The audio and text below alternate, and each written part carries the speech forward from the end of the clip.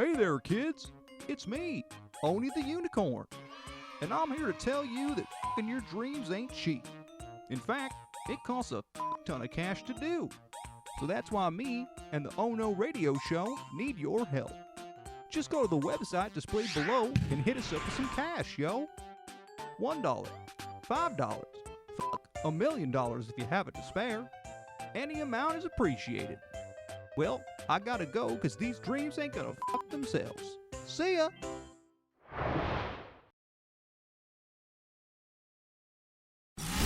my God, what's gonna happen? Oh my God! We have a new champion!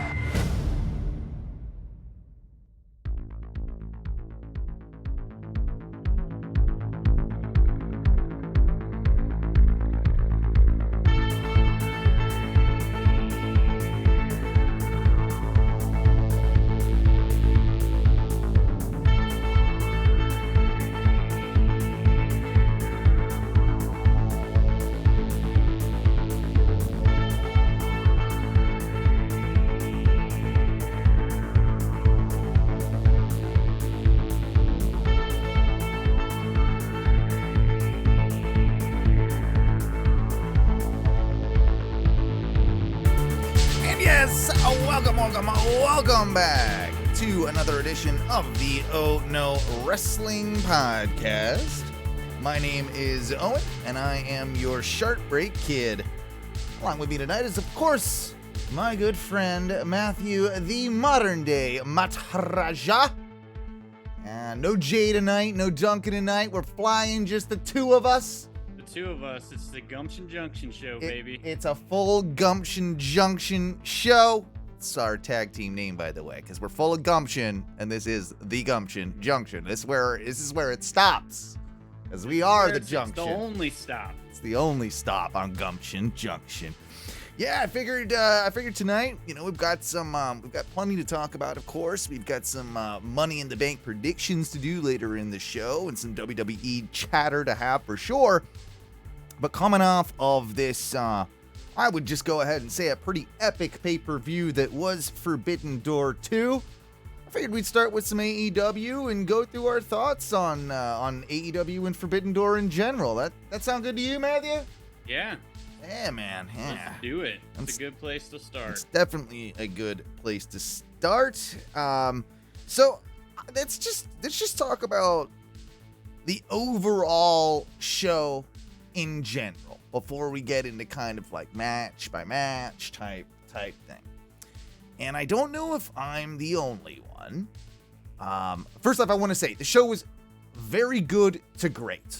Very good to great. It was far from a perfect pay-per-view. It was far from the best pay-per-view that I'd ever seen. But it still definitely, it had its flaws, and it had, of course, some just amazing things on it. I'm gonna go ahead and say it. I actually think Forbidden Door 1 might have been better. And this might be an expectations thing, right? Okay. It's one of those that I feel like last year's show, I went in with lower expectations. And of course, there were all those injuries. There were so many things that weren't able to happen on last year's card that were like really heavily like either speculated or planned and canceled last minute. This one had so many of those just dream matches and those types of things that maybe my expectations were set too high. And that happened certainly with one match on this card. And probably multiple, really. But for me, it didn't have, and maybe it's because it was the first one with Forbidden Door 1 as well, right? Like this was the sequel, so you kind of knew what you were getting into a little bit more than we did the first time around. But I think as a show as a whole, I think Forbidden Door might have been better, and I also think Revolution was better than this. I think that I think that Double or Nothing might have been better than this show. It's not even the best pay-per-view of AEW this year, is what I'm trying to say. Still a great pay-per-view. And they do always deliver. Your immediate thoughts? Yeah, I agree. I did just look up the card for Forbidden Door 1 because I didn't remember a ton of the matches. On paper, this one, I think, number 2 was better on paper. Absolutely was. I do think overall as a show, there's a bunch of high moments and a bunch of good I can say. I thought the crowd in Canada, fuck yeah, Canada crowd in Toronto, my hometown. I thought that there was a lot of great, but when it came down to the matches being executed, something felt off in a ton of them. And I don't know if it was just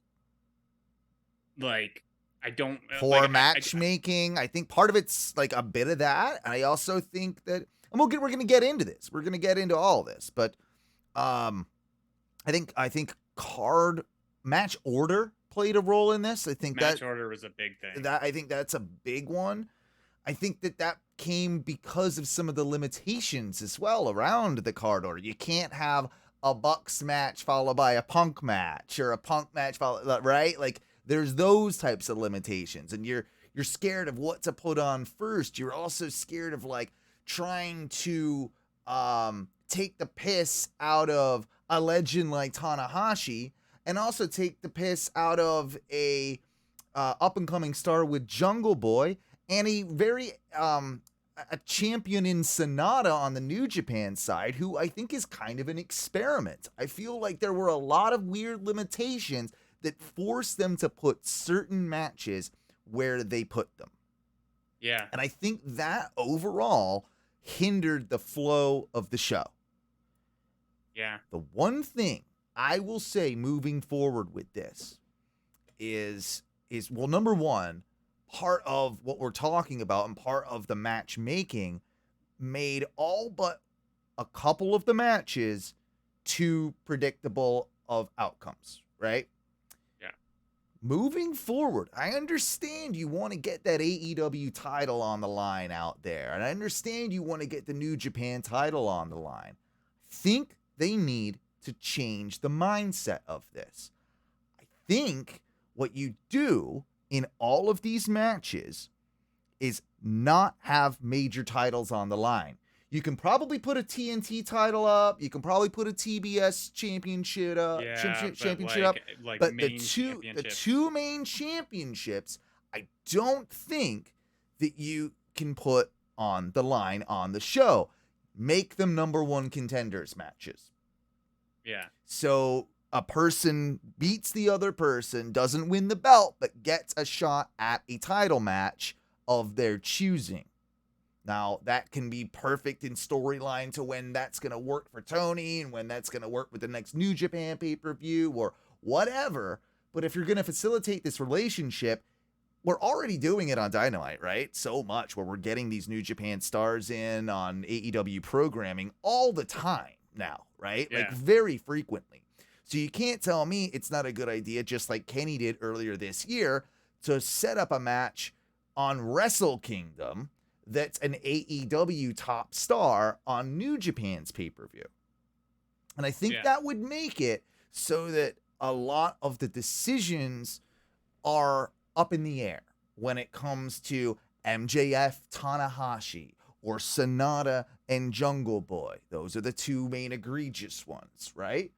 No one in their right mind thought that Jungle Boy would be the New Japan World, IWGP champion. It's just not. No one in their right mind thought that. And no one, even if like they haven't seen Tanahashi in a while, no one in their right mind would have thought Tanahashi could have taken it off of MJF. First off, I would have much rather have seen what you're talking about, but I would have rather seen MJF and Sanada champion versus champion with no belt on the line. Yes. And I don't even think you need the fucking gimmick. If one of them wins, they can try and go challenge for it. You don't even need that. No, at that point, if it's champion versus champion, I don't think you need that at all. Yeah. But I'm saying if you're going to book it with champion challenger, that would 100% be at least a little bit of a, there are some stakes still, but the stakes aren't as high as winning the other company's major titles. And we'll get right into it, I guess, with this one and the opening match. It was interesting. I can see why they opened with it with MJF Tanahashi. It actually made a lot of sense given character-wise. MJF wants to get the hell out of Toronto, right? Like there's that gimmick that they're playing. But it also made sense that MJF had to slow things down. He had to wrestle around Tana's weaknesses and strengths because he looked rough. Everything but his knees. His knees are goddamn shot. Like it's sad. I heard Meltzer even say it today or yesterday, but he made the point that like Tanahashi's not even where he was 6 months ago, let alone, of course, 10 years ago. Like this guy, he's breaking down. If he's going to keep going, he needs to take a ton of time off. They should have also not had him wrestle like the night before and Collision. Yeah. Probably a mistake in that there too. But I get, Tony, use him while we've got him here, all that type of stuff. But it did, because that one was against Swerve, of course. Yep. And that one, he looked rough. I think MJF disguised it a little bit better than Swerve. They put on a fun opening match that didn't make Tanahashi look too terrible, and also made MJF look pretty good. Though it was probably his weakest match of the year. Weakest match in a long time. I think it's the weakest match of his title run, 100%. Yes. I think he's not his fault though on this one. It's not his fault. But he did do a good job of trying to carry him, but I don't think he is like one of the best wrestlers at being able to carry someone. Like I think someone like a Seth Rollins or like an AJ Styles can like really carry whoever, like pretty well. MJF did a great job, don't get me wrong. Maybe he just doesn't have that experience level, right, that they have so far, but overall, I mean, it was okay. It wasn't super exciting. MJF looked like he used a little too much bronzer. Always does. And I will say one thing though, I noticed, and I didn't have a chance to go look this up. I do not think I'm making this up because I think if it's what you're talking about, I feel like every MJF match he fucking has a thing where there's like some sort of like drop, and then he has his knee, and then he's always like, I'm selling the knee, and they don't talk about it as if it's like his knee is messed up and this happens because he has like kind of like a pre-existing knee and injury or something. Yeah, exactly. But he has used the knee thing. You are right. You are correct. He has used this hurt knee gimmick thing more than 2 occasions at this point, for sure. This is definitely part of something. Now in this case, that is annoying, and if it keeps going on, like I think you've worn that out now. Yeah. So if it keeps going on, it's a problem. It might have been like okay for this, and I'll say that it's okay for this because of Tanahashi's bad knees, and it forced him to pretend and work a bad knee to get on the speed and level of a guy with an actual bad knee. So in a way, it's kind of genius because it does take the match and slow it all down so that he can work at MJF's pace. Otherwise, he's going to look like he's running goddamn fucking circles around the dude. Waiting on it's spots, just if he hasn't all done that. it before. But then again, then why book the match? If you know he's just going to run circles around him. It's because Tanahashi's that name and recognizable face for a lot of, North American viewers who've never been able to get to Japan to be able to see him. And it haven't been anywhere near his city. So they want to showcase some of these, like, even if they're old veteran talent, it's somebody people want to see. They know it's marketable. And yeah, Tanahashi, he's the ace of New Japan. You got to get him on that show. And MJF, unless you were going to do MJF Cole, which doesn't make sense on Forbidden Door, then he's like you know, MJF's not a champion versus champion match. Right. I mean, I think Better booking. Well, I think that might have worked probably better than what ended up being the champion versus champion match. But before we get to that, we do have to talk about Punk and Kojima in the second match of the show. This match kind of came out of nowhere. Kojima's one of those guys that I knew him once I saw him. Do you know what I mean? Yeah. He has been on AEW TV, but I'd seen him before, but I'm not super familiar with Kojima. I just know he's a tough old bastard, right? I'm like, I remember that dude. Yeah, okay. Yeah. Also, there's no way he's beating Punk. Exactly. No way he's beating Punk. We all called it right. And actually, we probably didn't even predict that one because the match hadn't been announced at that point. But I called it on the air because I was watching Dynamite last week. Right. Remember, towards the end, I was like, oh shit, they just announced a bunch of stuff. And either way, I'm still the champion, of course. Predictions champion. Well, I said it at the end of the fucking show last week. One of the last things I said, hey, wrestling promoters, start fucking booking matches that actually make me think that someone might lose or win, like, by surprise. Because we've gotten between the two big ones, WWE and AEW, in a lot of recent ones, right? Except for, like, maybe Cody was the biggest upset, right? Like that we all kind of thought was going to happen, but Roman retained. Other than that, everything's pretty much, we can call most of it. It doesn't need to be title changes, but the odd upset is fun. For instance, if Tanahashi was in better shape and he got a sneaky win over MJF, but it wasn't for the title, that could have worked. That could have worked. And then you get Tanahashi, he has to come back over to AEW for his title shot one more time, and then they get the match, right? And then MJF can say, well, no one in AEW has beaten me. Right. And you know? Exactly. And he still doesn't lose the title, and he wins the second match, and that's that, right? Like, that's just, you got your chance. That's it. Nope, done. Yeah.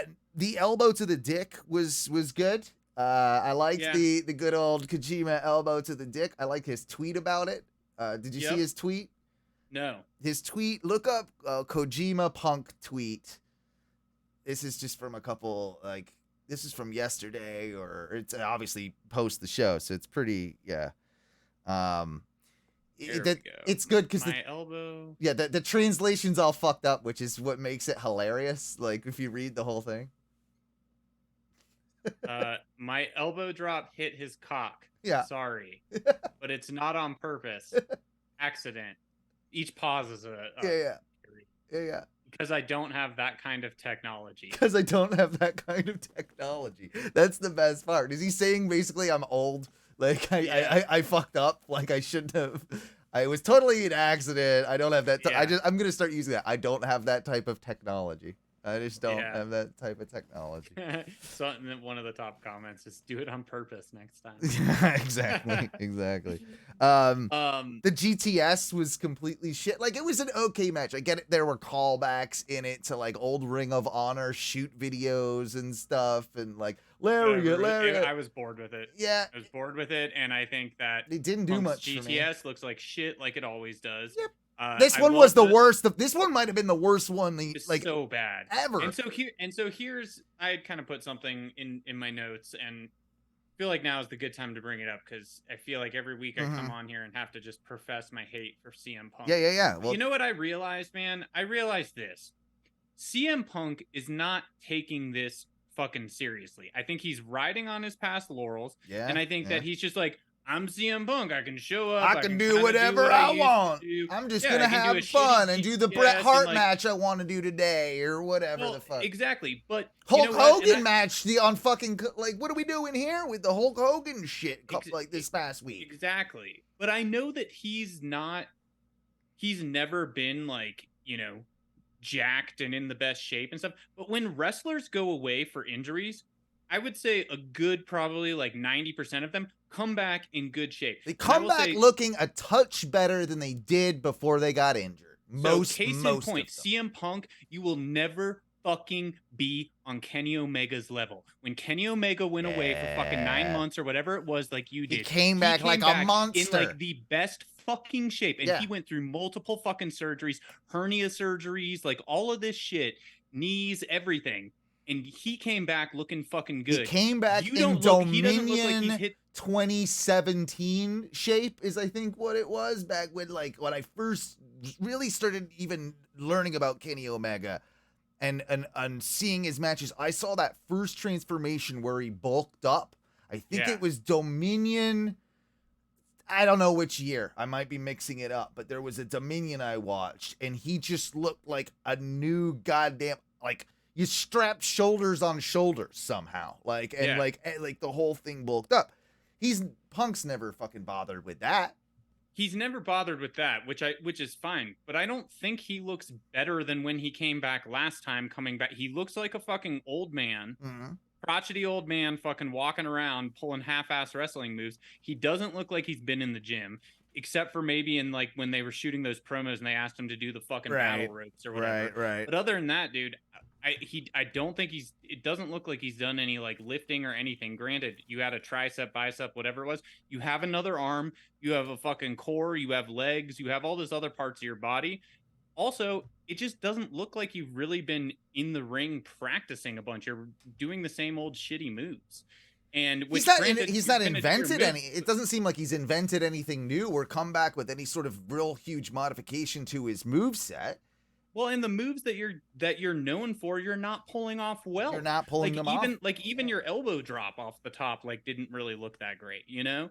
And so it didn't. That actually looked pretty sloppy too. It looked like that thing that like people do when they don't commit properly to diving in the pool or commit. Yeah, because his back legs hit way before. It looked like he took that like, do I really want to do this? And like how it looked like maybe that's ring rust. Maybe that's my newest realization and newest add-on to my list of beef and reasons why I don't like CM Punk. I just don't think he takes it seriously. Well, that's the word. I mean, that's the phrase. We can't compare him to fucking Kenny Omega, but other wrestlers who are in bad shape or stuff, like they do come back and they do try, and I just don't think he tries.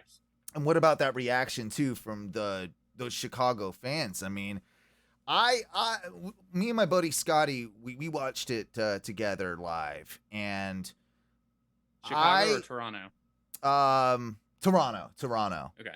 And what I'll say is maybe it's eye of the beholder, but I personally thought it was more boos than cheers. It was 100% more boos than cheers. It was still mixed. It wasn't all boos. It was still mixed. It was still mixed, but I think it was pretty heavy. Like I'm talking 60-50 type ratio, right? Like I'm a percentage. Like it's close, but just a bit more. The boos were definitely louder. Yeah, on this I one. thought. And I don't. Did you see the? And they were mean boos too. They were mean boos. They were like get the fuck out of here boos. Yeah. They weren't like just boo the bad guy because you're dastardly. It's like now we don't like. Also though, he's milking it. He's never gonna go full heel. He's always gonna like play this fucking game. Some people hate me. Some people love me. I'm the most polarizing figure in all of wrestling. He's gonna play that game, and he's gonna work heel sometimes. He's gonna work face sometimes, and that's just that. Yeah, well, when they go to Chicago, which they announced again in Toronto, we're coming back to Chicago, which we were just in last week. We're coming back to Chicago for All Out, which all I guess Chicago wrestling. It's all Chicago wrestling, you know. And I don't know. Did you see the after Collision went off the air? I saw it on Twitter. Like FTR and CM Punk talking to the fans at all? Did you see that? That was the they were really was that the one where they were doing the whole like they were really trying to like support human rights and LGBT stuff? No, so that was that first Collision. This was the one in Toronto, right before. So no, I guess I did. I didn't. I actually didn't catch that whole show. I've caught bits and pieces. I'm probably missing. Well, this was pieces. after, but right. So like Dax is on the mic and like, well, we get to come out here and we get to blah blah blah, and like he's like and and people are fucking booing incredibly loud, and he's like, and CM Punk and Punk's right there in the ring, and he's like you could boo him as much as you want. and everyone fucking goes. And then they're like, you can cheer him, and like he gets some cheers, you know. Yeah, and right. then But in comparison, way more fucking boos. And then Yeah. he's like, but we're just grateful that we get to come out here every single night and do what we love. Blah blah. Well, blah, it's blah, going to blah, turn. right? It's got the potential to turn FTR full heel, which is argued they should probably do, but it's not like maybe it's arguable if that's the right type of heat or not, isn't it? You know, like do we? Yeah. You know, like that's kind of the balance of wrestling that you have to you have to do, that tightrope. But then Cash gets on. Well, then Dax is like, and by the way, Brett's better than Sean, and does like the stomp. And then after he does the Brett's better than Sean and does the stomp, they go on to Cash. Cash says something, and then once Cash is done, then they give it to CM Punk. And Punk is not on the mic very long after Cash, and he is getting fucking a shit ton of boos while he's on the mic at that point. And he's real quick there, like saying thanks or whatever the fuck it was, but way quicker than Dax or Cash was, and he definitely got the heat. Definitely got the heat. Yeah, he did. And, we would have been there booing him, so it's... Tell me when I'm lying. Right? Well, we are. We're doing it. We're doing it right now. Yeah, we're doing it right now. Following up from that, though, I really enjoyed this one, and this was one of the most unpredictable matches of the night. It's the 4-way Orange. Best matches of the night. Yeah, one of the best for damn sure. I think second. I would call it second match of the night. I think second best match of the night. Orange, Cassidy, of course, Shibata, Zack Sabre Jr., and Daniel Garcia.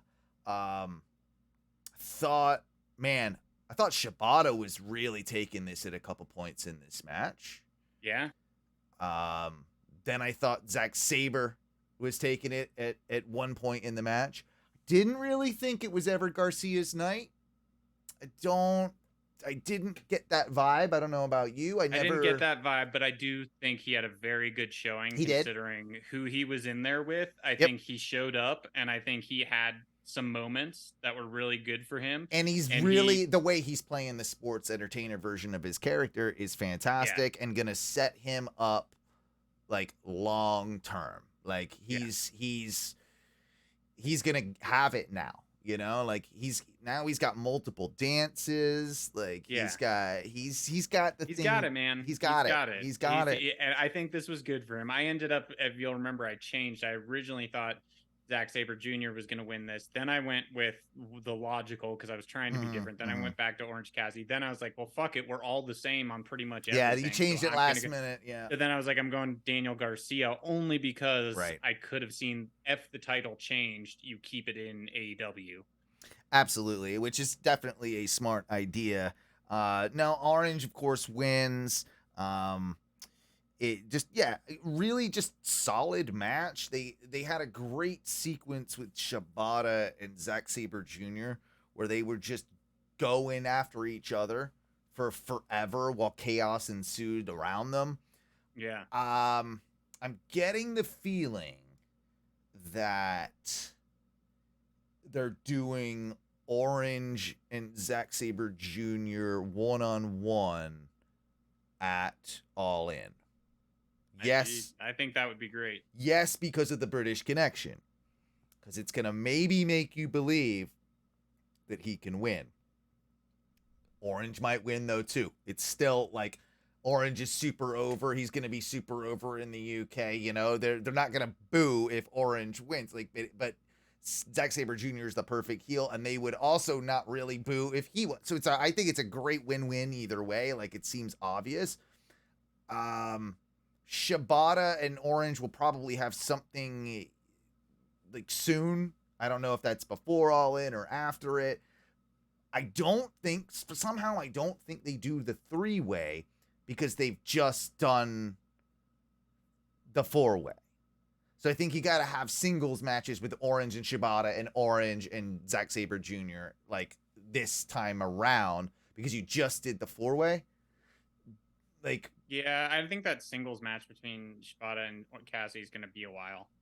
Yeah. Only because of the way that match ended with them in the ring and Zack Sabre Jr. coming up with the titles and like them all three of them do it. And then Zack Sabre Jr. kind of like talked some shit real quick and then hopped out of the ring. So I think that's doing what you're saying, setting up like an Orange Cassidy thing. But then the way Shibata and Cassidy stood there and like that was like a respect kind of, and it's a building for something later for damn sure. For damn sure. So I just here, don't think you get there. Hear me out. Well, hear me out. Here's what I'm thinking long term with this. Shibata is of course the ROH Pure Champion with pure rules, right? So now you have Orange eventually lose the Intercontinental or the International Championship. Used to be All Atlantic, now it's International Championship. I actually like International better. It just, it's so similar to Intercontinental, you're gonna always make the mistake. And that's because of course that's what the belt really is, their version of it anyway. But yeah, they have Orange finally drop that belt. Still not sure to who yet. Goes away for a little bit. But then we get Orange challenging for the Pure belt, or really just challenging Shibata. But now Orange has to wrestle Pure rules, which is another element of his character now, that he's gonna have to handshake. He can have his own little Orange Cassidy ways of working in that system and using, like, I think it might be amazing, because we've seen the growth from Orange just being a comedy character on our TV that we didn't even think could maybe even hold a championship, to him having one of the best championship reigns in AEW history. So he's already changed our minds of how we can do that. What about this next step? Now he's like, it does seem a backwards like step to have that belt, and he doesn't even necessarily have to win it. But just a little program with him and Shibata for that under the pure Ring of Honor rules, I think is fun. I agree with what you're saying. I think it works better for me. Like, I like everything about what you said. I think it works better for me when, like you said, Cassidy loses the title, because he can then be off AEW TV. I think you do that as a Ring of Honor thing so that you bring more eyes to the Ring of Honor product, with Cassidy coming there for a little while to do that program or do those matches in that pure style. I don't think you, like, as much as you would want to put that on AEW, again, you now have all these shows, like, you gotta, like, if you're charging people for Ring of Honor, you have to give them things that what they're paying for. And I think that might be a good way to kind of do it. Plus, get him off AEW TV for a while, because he's been busting his ass for us for a long fucking time. Like, let him get some time off and then come back and then have that shtick worked out as part of his gimmick that he can rely on, like you're saying. I think it works great. Yeah, I think that's all. I think that's where I would go with this. I would also say too that Zack Sabre Jr., if he does win, think about the potential with that, right? You have him as a transitional champion for a little bit, and then you can do, for the All Atlantic, Zack Sabre Jr. as champion, and finally do the match with Danielson, provided he can get that gnarly goddamn wrist fucking healed up in a decent amount of time. I think it'll be longer than 6 to 8. Yeah, I mean, that's what they said, but that he said 6 to 8 before. He said it's worse than we thought. Before we get to like actually talking about that match, we can at least acknowledge, what we know about that situation. We know that he broke it in the match about 10 minutes before the the finish, which meant that they had to change the whole finish. Again, we'll talk in depth about this later, but watching the presser with Tony Khan and Bryan Danielson after the event, he was sort of saying, he said shattered. I think that was the verbiage he used, shattered my forearm. So this looks like, to me, I mean, it actually looks like a relatively clean break, which it's broken all the way through. But it's broken all the way through. It's not, maybe he used fractured, Maybe that's what I'm thinking. Did he use the term fractured? I don't remember. I was watching Yeah. it because after he was on there, I was laying in bed watching it and I was so tired and I kept being like, I'm gonna pass out. I'm gonna pass out. And I was like, nope, I want to listen. And then I just kept my phone on with Tony Khan after that. When it was Right. just Tony Khan. And then like he after went 5 minutes, I forever. was like- He went forever. And then I was just like, shut the Fuck fuck up, up, Tony. I was Tony. like, God damn it. Get I was like, outta I'm so here. every time anyone asks him, you're like, well, we have some great matches coming up on Dynamite next week, and blah blah blah blah blah. Like, god damn, dude. But That so, was a bit much. Yeah, I don't know if he said fractured or shattered. Either way- he could have said shattered because in the moment you could say like I felt like Right. I shattered. Yeah, yeah. I don't know which one They it didn't was. have time to X-ray it. But seeing the X-ray we got, or just it that leaked online or whatever, he posted. he it to his posted it. Instagram. Yeah.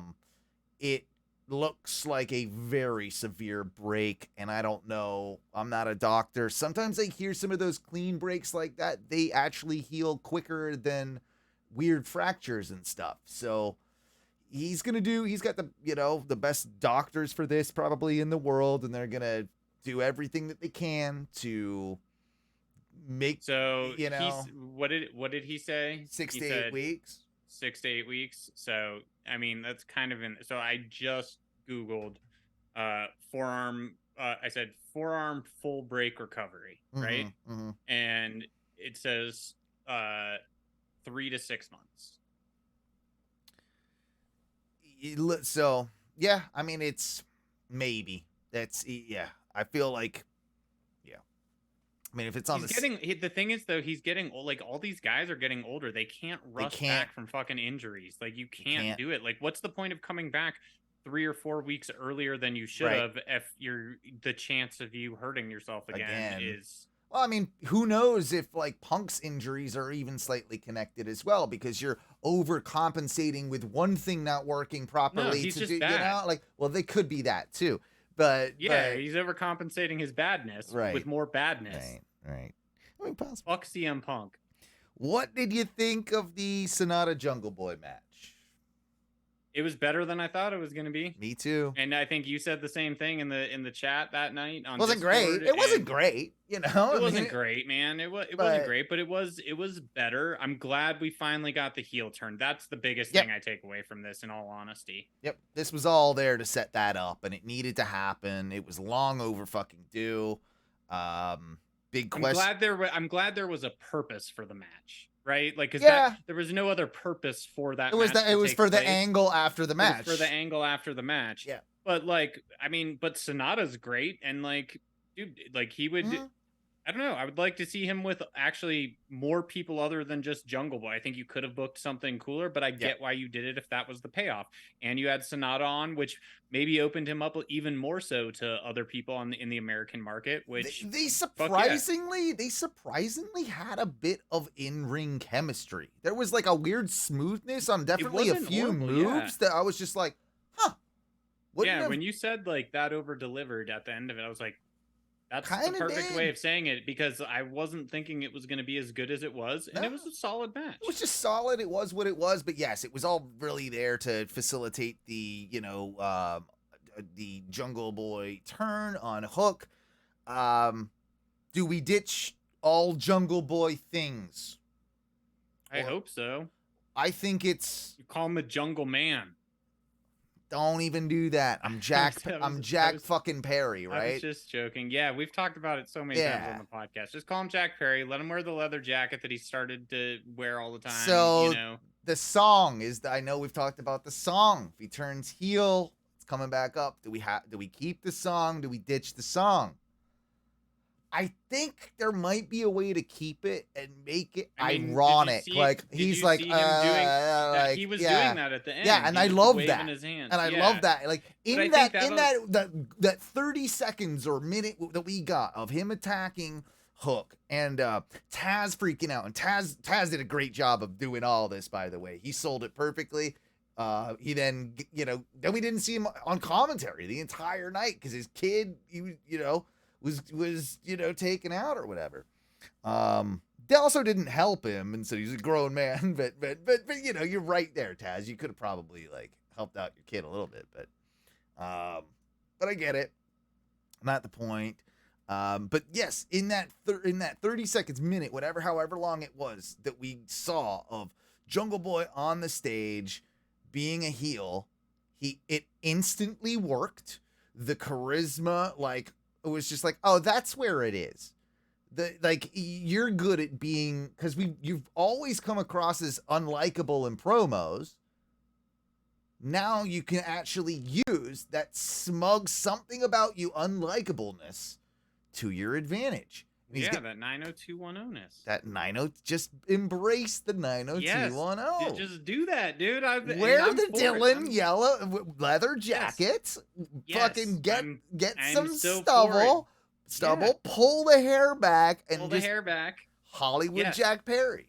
Hollywood Jack Perry. I Hollywood like that. Jack Perry. And I think do what you said with his music for a little bit, not too long. He can then get some, and then change it so that when you do eventually turn him face if he gets again, the leather that pop goes. Oh, it's massive. If he turns like through the roof. Oh yeah. It'd be like the Sami Zayn thing not too long ago where he came out to the old music, right? Exactly. Like it's that type of deal. You can absolutely do that. But what about, I've heard suggestions of this and I thought I hated it, but I think I don't. We might have even talked about this before, but the more, if he does Hollywood Jack Perry, give him Welcome to the Jungle. Guns N' Roses. Fuck yeah. Fuck yeah. Fuck yeah. Dude. Fuck yeah. If I were Jungle Jack Perry, I would say, listen, you can take a little bit off my salary to license that. Like, I can't cover the whole thing, but like you can cut like 10 G's if off you my can yearly get the salary. final countdown. Like, which is, they talked about it in the presser, right? Yeah. But apparently it's like, and like they didn't give any actual numbers. I did try looking it up. Okay. They do. It is like a around staggering like amount of $200,000. Yeah, that's what Meltzer was saying. What I heard from what he heard, and of course what Tony said, is that it was around a wrestler's yearly salary to get it for one night. That's what Tony Khan said during the presser. That's what he said during the presser. Dave Meltzer estimates what he meant by that is about $100,000 to $200,000.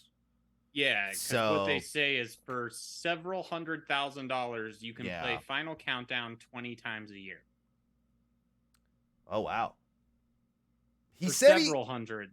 For several hundred. So one time, maybe it was. Maybe he got a one-time $100,000 deal. Tony Khan or something. said that they have it in perpetuity for like replays and.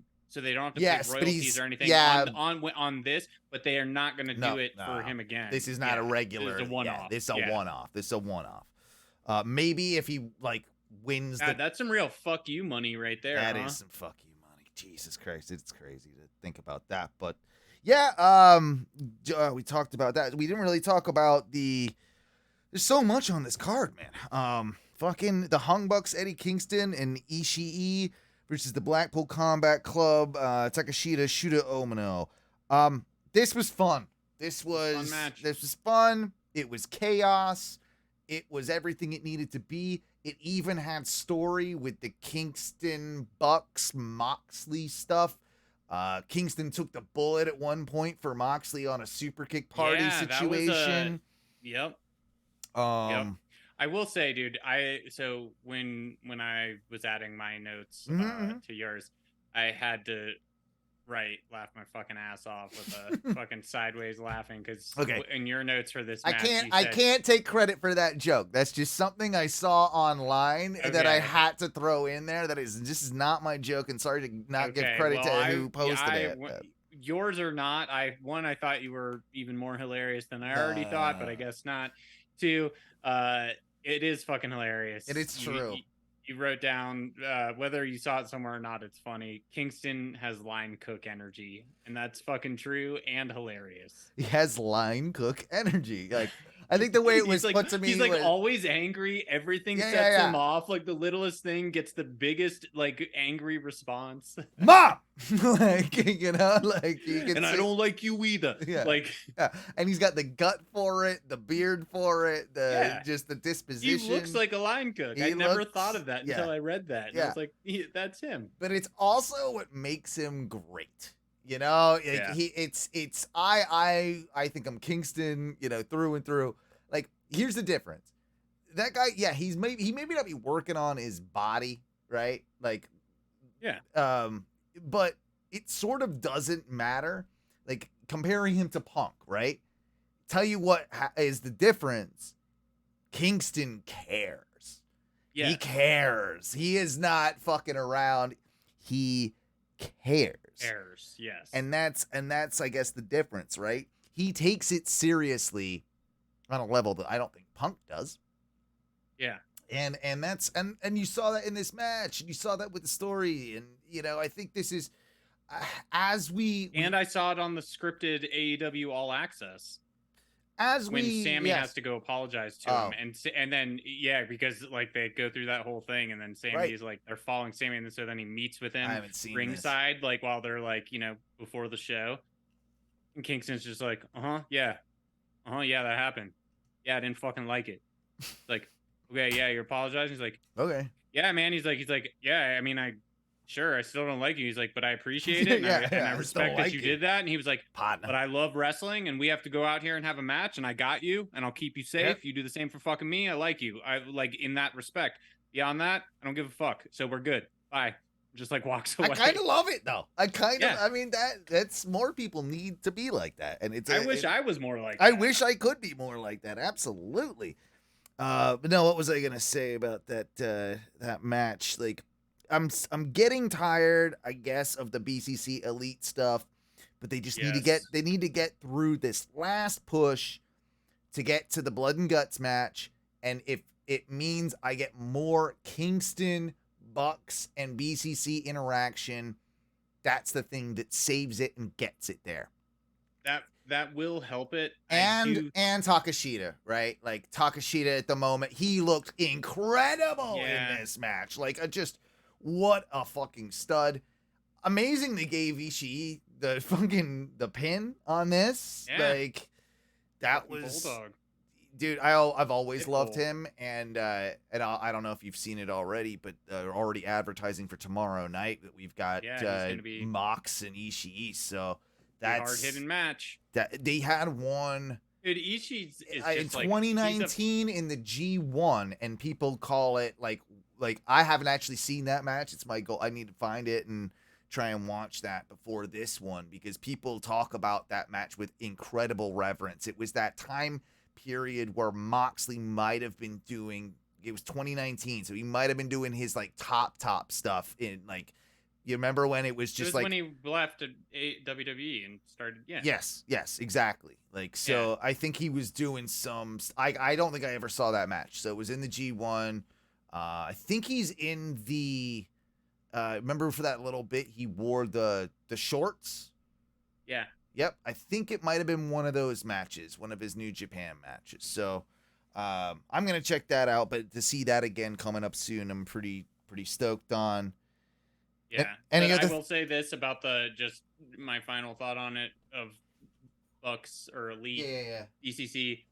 This is, again, one of these things. I've criticized both companies about doing it, but I was really, really, if you'll remember, very over. Like when we got to Double or Nothing, I was just like, I don't know. We've been doing these stories for so long, like, and granted, they've changed some things, which I felt great about. But like since then, so it's been good. But like again, they do run things a little longer than they should sometimes. Absolutely. Tony Storm and Willow Nightingale was another match that for me over delivered. I thought that it was exactly what it needed to be. It was a bit formulaic, especially because the Outcasts kind of do the same thing in a lot of matches. But it had me believing in spots that they might have just put that title on Willow. Now, like, that... Which is good. Willow needs that, especially with how much the fans are behind her and everything, right? I think she's the Owen Cup winner. I think she wins the Owen on the female side. That's where my gut is on that one right now. But yeah, no, I think Willow looked good in defeat, and Tony looked even stronger winning it. It was a good match. It was solid for what it was. Solid. It wasn't like the most phenomenal, but it wasn't bad. It was exactly what it needed to be. You said it. I liked Tony Storm's killing it. She was great. She was another one that was really great in the presser. She was just so like, I don't give a fuck. Like she was that way the last one. She actually left the belt. She did that the last time. It's her thing. It's like, yeah, she makes someone get it for her or whatever. It's great. But I know I haven't seen much of her work other than clips, but I know Julia, it's Julia spelled differently, like with a G and everything. I know she's big, I believe, in Stardom and in Japan, like big deal over there. She's apparently on like social media challenged Tony Storm, and I just love Tony. She's like, yeah, all right, want to see me slap the tits off her? Like, so good. Like, so good. Give me more of that, Tony. She's killing it. I'm for that. So that's pretty dope. And then holy shit, we had the match of the night, possibly the match of the year, and maybe one of my favorite wrestling matches that I've ever seen. I've only seen it once, so I'll have to reserve some. How many times have you seen Osprey Omega 1? 4. I don't, because I remember I was saving I meant to watch it a 5th time before this one. I just didn't have time. Do you think, based on just initial, you're not held to this, right? Yeah. There's no counsel over because I've only seen it once. Yeah, but like, it's better than the first. You think so? Yeah, I think it is. I think it's better than the first. 2 different Kenny Omegas, 2 different Will Ospreys. This one had even higher expectations to fill. After having that first one, to do this match is borderline impossible. To make it that fucking good. So it was already hindered a bit. The first one, I contend, a bit more of a spot fest than this match. This match was more psychological. This match had more time telling stories and work in between moves than the first. Although and the one argument I will make is even illogical storytelling that takes you out of the match, with Don Callis being ejected, then being allowed back ringside. It's the one big blight on this match. Yeah. It really, really is, because there were so many easy ways to do this. You could have had one of those security guards do it. Absolutely. One of the security guards. What I proposed to another friend was that, you know what they should have done? It's fine, maybe they kicked him out, but Don Callis should have come through the crowd. Because he even better. Come through the crowd. Ref doesn't see it. Will drops to the outside, grabs the screwdriver, gets it back in. Don's out of there. Now, they did try to explain it on commentary why they kicked Don Callis out, and that the ref did nothing the second time when Don Callis came back out. On commentary, there were 2 things that they tried to say. Number 1, that the ref was so overwhelmed with the intensity of the match that he doesn't have time to deal with Don Callis.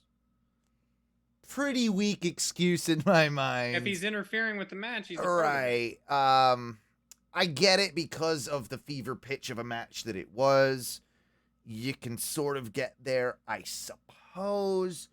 But storyline wise, that does nothing to kind of like help anybody. I don't buy that. The ref knows that he kicked him out. I forget who said who and what, who said what rather. But the other thing that was said was Don Callis must just be okay with eating the fine for this. Now that one actually makes sense.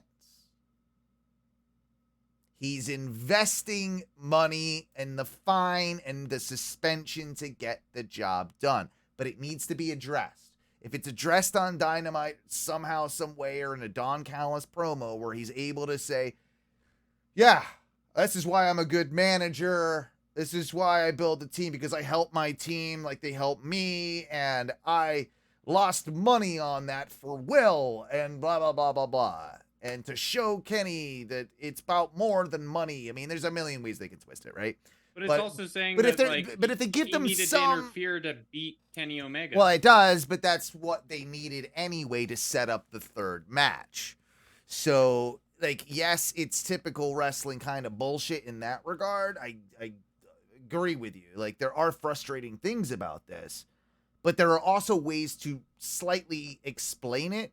And I feel like they need to do that for me. I feel like they need to slightly explain, even if it's just a one offline thing by Don Callis, to get me out of this situation, to make me, like, kayfabe wise, get the story, because it did take away from some of the story of that match. Now, thankfully, this match had so much other story going into it, it didn't matter.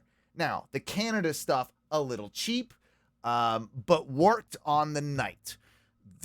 But really, the main stories, like, I mean, there's so many threads to this. There's stuff with Hangman, Ibushi, there's stuff with Misawa, there's stuff like when they're calling these old spots and they're referencing other, partners of the past. The whole thing about Don Callis telling him to use Ibushi's finisher on him. Yes. Like, I mean it's obviously setting something. Which is like what happened already. Like, you just don't use Ibushi's finisher. Like, that's like Kenny Omega, like if he was Mario and he hit the star. You try Ibushi's like move on Kenny Omega and he's like, yep, I'm Mario and I just hit the star and now I'm in super fucking power mode. I'm gonna kill you. Exactly, and that's why we probably got the kick out at 1 after the one-winged angel. I don't know which one came first. Because no one ever kicks out of the one-winged angel, and he can kick out of it. One of the coolest fucking spot. That was so good, dude. I have goosebumps right now thinking of it. That was so fucking good. They had so many good. I will say, I was watching this pop of the night. It was the pop of the night. Before we got on the air here, I only made it, like I said, like 15, 20 minutes in. Right. I will say some notes. They both tried in like one of the early sequences. They both went for their finishers back to back on each other with reversals, which was fucking great. And I will say that they did do something with Callis. They were saying, at least on commentary, which made sense the way they were kind of shooting it early on, is that Callis was trying to get in Kenny Omega's line of sight. Yep. In every, like, from where he was at that ring apron, where the entrance ramp was, anytime Kenny came, he was positioning himself to get in that line of sight to kind of fuck with him. Yep. So I will say, I agree with you. They need to address it. If they don't, I will say that a match of this caliber doesn't need that type of fuckery to set up a partner. It really doesn't. It doesn't. It like, I get it. It does do it story-wise, but if you're going to do it story-wise, have him kicked out when he hands him the screwdriver or something like that, like, as opposed to kicked out and coming back down. You could have just, yes, I mean, you could have easily done that. You don't have to do it. At this point, and you had, like, the security guards, like, there. You had other options. It was just, it's like they didn't think it through, or I don't know. There was a maybe I know what it is. Vince called in some changes. Oh, Vince called in the changes. Right as they were about to start, Vince was like, hey, yeah. Dude, we got to talk. I mean, the fact that we had all of the Shawn Michaels stuff from Ospreay. We had the, with the flag, and then using the flag as a weapon and all of that. Like, and then, like, that was brilliant. The fact that we got Jesus Christ, that spot where Will takes that moment with the blood, Kenny's blood on his, forearm, and just licks his bicep. and That's where I stopped watching, actually, when he was doing okay, that. so I mean, This was after the head smashing. Oh, we're doing it all out of order. I'm just calling spots Omega randomly. says like, "Remember this," or Ospreay says, "Remember this." Yeah, I can't remember every intricacy of this in order. It's just because I was rewatching it right before. But the crowd at that point as he's about to lick that blood off his bicep, they're screaming, "You sick fuck! You sick fuck!" He does it and goes straight to camera. Yep, I am. And he proved it in one other occasion in this match where they chanted, I believe, the same exact thing, and got a lot of boos. But that one Canadian wrestler, he used his crossface finisher. Yes, he did. And wow, that's a choice. But I tell you what, it worked. It worked. It worked brilliantly. I know some people are gonna say it's slightly distasteful. I thought that was the right amount of distasteful for a wrestling match. That's all you can say. It wasn't. He made the guy tap out with it. It was, it was just, it was there. Those who got it, got it. Wow, this guy is playing a fucking heel right now. Yeah. I thought it worked perfectly. You're a wanker. Oh yeah, you're a wanker. That was a good one.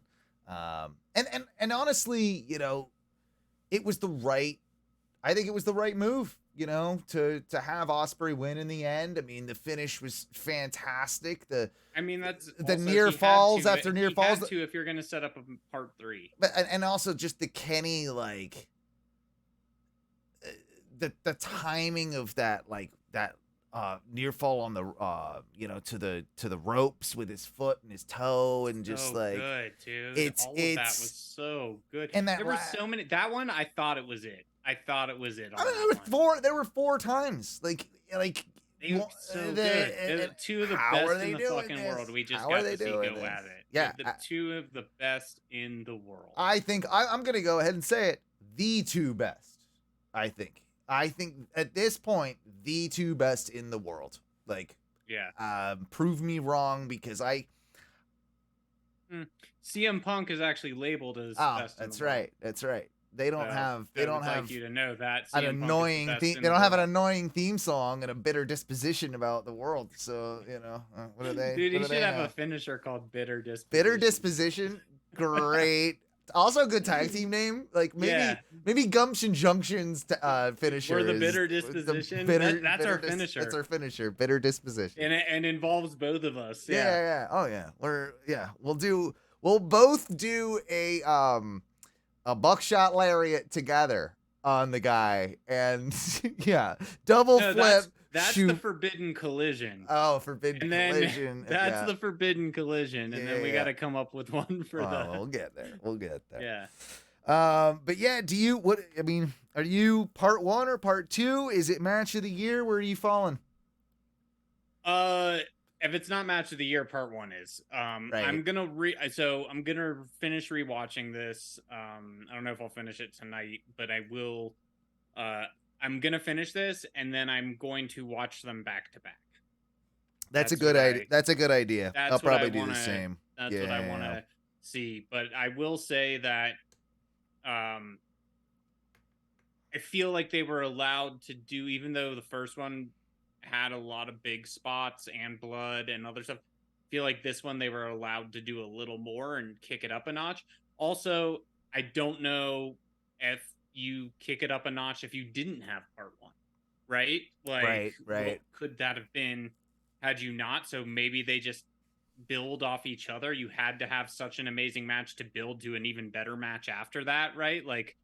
There's no way you want to have a less than that first match, right? And now there's no way you want to have a less than the sum of those 2 when you do a part 3. I mean, they're gonna have to do an Iron Man, something like that.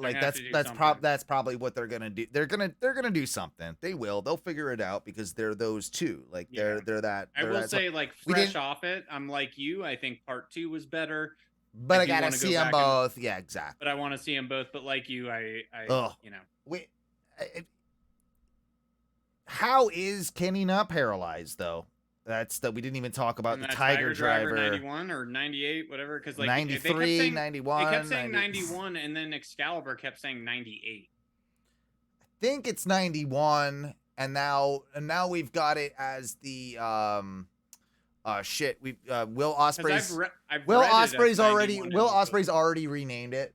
Like the year he was born in 93, and it's the the Storm, because he does the Storm Breaker. So Yep. I think he's calling it the Storm Driver 93. Okay. I think that's what he's calling it, and it's, All right. this guy's already got a Okay, shirt and everything. I've seen now a couple different pictures of it. It looked so devastating that how can a man walk after that type thing, right? All the weight coming on your neck and head, and it just nasty. I just think Kenny Omega might be that much of a fucking magician in the ring. If you look at He tucked his neck just enough, dude. just like, enough, rounded it and out. just enough. And if you look real close, Will Ospreay's latest profile picture, which is, the shot of him almost hitting the mat.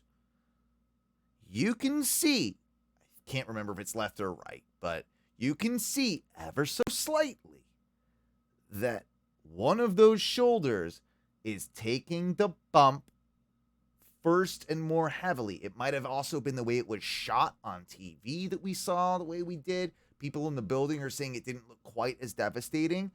So it might have been that he is just such a magician that he pulled that shoulder somehow so that it took the brunt of it more than that we think he did with his neck, and it just looked as devastating as it did. I'll also say, if that's not the case, and I'm reading too much into it, I hope the motherfucker's okay. I hope he gets x-rayed, and it's a real. Yeah, I think he's got to, right? I think it's one of those you have to, and I think that you also, it's not that one time it'll get you, that prolonged doing that stuff year after year after year. That's what really, enhances these injuries. Talk to Hulk Hogan, talk to Randy Orton, talk to, people that have been, like fucking up their body like this with this same finisher after a while. And it is something that I'm worried about the current generation overdoing. I'm worried about older guys, when you see, Danielson doesn't really do it, but he'll take a bump he doesn't need to every once in a while to the head, or, like Cole these days, or just now Omega, like with his neck and shit. And it's like, just be careful. Just be careful. Yeah. Just be careful. Because all right, so I had it pulled up. Right. And, so I'm just gonna like slow-mo it. Like frame by frame it for, Yeah. Do you think you can? I don't know, dude. He kind of clipped his head. He did tuck, but it looks bad. Like, I'm looking at the impact right now. I know. With his body draped I've seen a couple pictures where I'm like, I can see it. I don't know. Like, it looks, just terrible again, either way. If you land just like there's, centimeters, millimeters, whatever it is, right? That like you could just fall, but that. All right, if you were to see what I'm looking at now, you'd be like, holy shit. I bet. I don't know, dude. It is tough. Another thing, though, that we, because that worried me tremendously about the wrestler's safety, but the next match got me even more with that, and that was during the Sting, Darby Allin, and Tetsuya Naito, Jericho, Sammy. I posted it in the group. It's such a fucking thing. It was before this match started because I was looking at the card and I saw the graphic, but I can't not look at Naito and not think of a pug. He does look like a pug. Yeah. He looks like a pug. Yeah, he does. Yeah, he does. But Naito was like in decent shape. Yeah. And this match was going along, I guess, just fine until it wasn't. It seemed like Sammy or Sting or one of them really fucked up. Yep. I think it was Sammy. I think it was Sammy too. I don't know, but looked like Sting didn't know where the hell he was for the rest of the match. Yeah. It looked a bit scary, and I think honestly that whole match just fell apart at that point. It really did. Yeah, I don't know. That's the only thing I can say to it is I think they were calling audibles to get the fuck out of there. I don't really have much more to say about it. I hope Sting's okay. So he's in a tag tornado match this coming week, tomorrow. So yeah, so Brian Alvarez of Wrestling Observer was saying that Sting was supposed to roll off the table to avoid it, but he didn't. Oh, So to avoid the that's 6:30, 6:30, whatever. How many goddamn rotations he does? Yeah, so I don't know if it was Sammy then. Yeah. Maybe it was Sting. Maybe Sting was out of it before that. Well, no, I think he was out of it from they took that weird ass bump when Sammy did the fucking cutter thing. He went for that cutter thing, and I think he clocked him in the head, if memory serves. And I think that was before. So I think he was loopy before that table spot, and he might have been out of it, and he was supposed to move and didn't. Yeah, and he didn't. Which that's not good. But he was there at the presser. He was answering questions. I mean, I liked that he did Jericho's Painmaker face paint.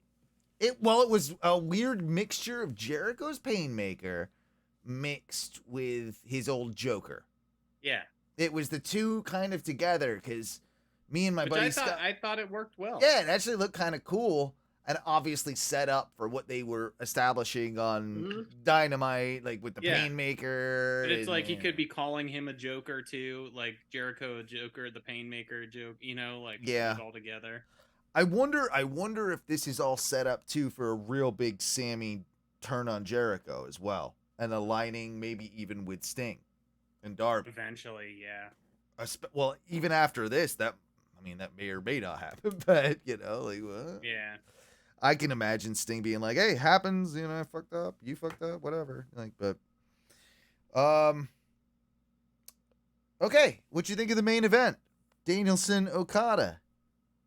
I'll be honest, and I know he broke his arm. I'm not sure exactly when, but it was but I was bored. I can't believe I'm saying it. I was too. I was bored. It did not meet expectations in the slightest, really. Even if they were working slow at the beginning to try and build to this, anticipate, it just didn't happen. So, I have seen quite a few Okada matches, and I've heard other people talk about this. A lot of the magic with Okada is his last 10 minutes in matches. That's when it cooks. Well, that apparently is around the time that Bryan Danielson, broke his fucking arm in half. Yeah. Right? So everything had to switch in the most important, all right, when you're in a car and sometimes you can shift that gear and hop a gear real quick because you're revving so hard, you jump a gear. I think that's what they were going to do, but they weren't able to. They just didn't get They there. weren't able to shift to that next gear. Now, it was all technically sound. There were some great little encounters and great moves, and Okada's dropkick is something to still behold. The entrances were cool, of course, having Final Countdown, it was amazing. Okada's entrance did look really cool. But it never got me. Nope. It got me maybe in the last 30 seconds, fifth minute or so, where I'm just like, are they really gonna go this way? Huh? Yeah. And obviously that was clearly the plan finish from the get-go, right? That he was gonna make him tap out with the label lock. Bryan Danielson's a genius for being able to figure out how to put him in a equally awful looking hold that was a modified leg label lock type deal. Yeah. To, because he couldn't use his arm. He was also genius in the fact that if in the presser he said that like someone asked like they said you said you'd never go to the yes chance, and he was like yeah, he was like and I broke my arm, and he was like and I needed something to do, and I have another arm, and he was like and I needed people to be behind it, so I'm gonna fucking do it. And I was like, that is fucking good showmanship, good work, like good worker right there, knowing what to do. Yeah, it proved why he is so good, but the match as a whole was a letdown. Like, I call it 4 stars. That's a 4-star match to me. And it might have even been a 3.75. I would call it a 3.5, 3.6 for me. Yeah, so, like, that's it. Like, again, maybe I want to watch it again to get a better opinion of it, but yeah, and I will. I just don't think anything could have followed Ospreay Omega. That was dumb. No, it was the card. It was the biggest problem with the match order to have those two matches. They should, if they would have just swapped those two matches, it would have been fine. It would have been fine. Like, I don't even think you need to change much at all. Like, I actually think that the 4-way, the second best match of the night with Cassidy and Shibata, Zack Sabre and Garcia, I think that was incredibly appropriately paced. Like that came in like 3rd or 4th or something, whatever it was. Maybe no, it was later than that because you 3rd. It was 3rd. I thought that was even a good spot for it, especially after those two kind of duds of matches a little bit, especially if you don't like Punk and, like the opening match with MJF not being that, great. So that was well put. Like, I even thought that where the women was placed was correct for once. Like, it actually, and they kind of held their spot just fine on this show, in my opinion, for once. Not a death slot.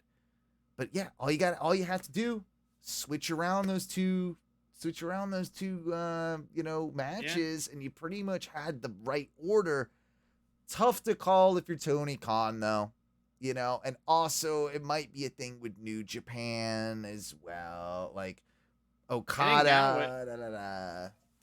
I think now what you have to do, I get that, but also like it's a co-branded, but like AEW's probably putting in AEW's. Oh no, this is right. So like when it comes down to being able to call things, I think you can, but I will say this. I think where we're going now is we're going to go into the Codyverse, and we're going to have a Daniel Bryanson, Cody Rhodes, broken arm versus broken arm match. Oh yeah, absolutely. Does Danielson's like, fuck it, no, I'm not wearing one of those stupid titanium braces. I will wrestle with it and hit people with it because it's titanium, and I will not be a cheater. One thing that's interesting, because the card, the whole show was pretty long. They definitely had a lot on there. It was with the pre-show about 5 hours. We're not talking about the pre-show. It was 3 hours and 58 minutes. Right. So I'm interested to see what they would have, or think about what they would have taken away. 3 hours and 58 minutes, but the Omega match was like almost an hour with entrances and everything. That's true. What I was going to ask is basically like, what would they have cut down on to accommodate Adam Cole and Filthy Tom Lawler, which was supposed to make the card, before Adam Cole got sick. It's like, I guess you just shave off like a little bit from Kenny and Will, a little bit from this, a little bit from that. Like maybe they probably would have shaved off a little bit from the BCC match. I'm guessing one of those 4-way or like one of those multi-mans at some point. I feel like they probably would have done that. Maybe Punk wouldn't have got quite as long. Like, cause that could have been it too. That match didn't need to be that long. It didn't.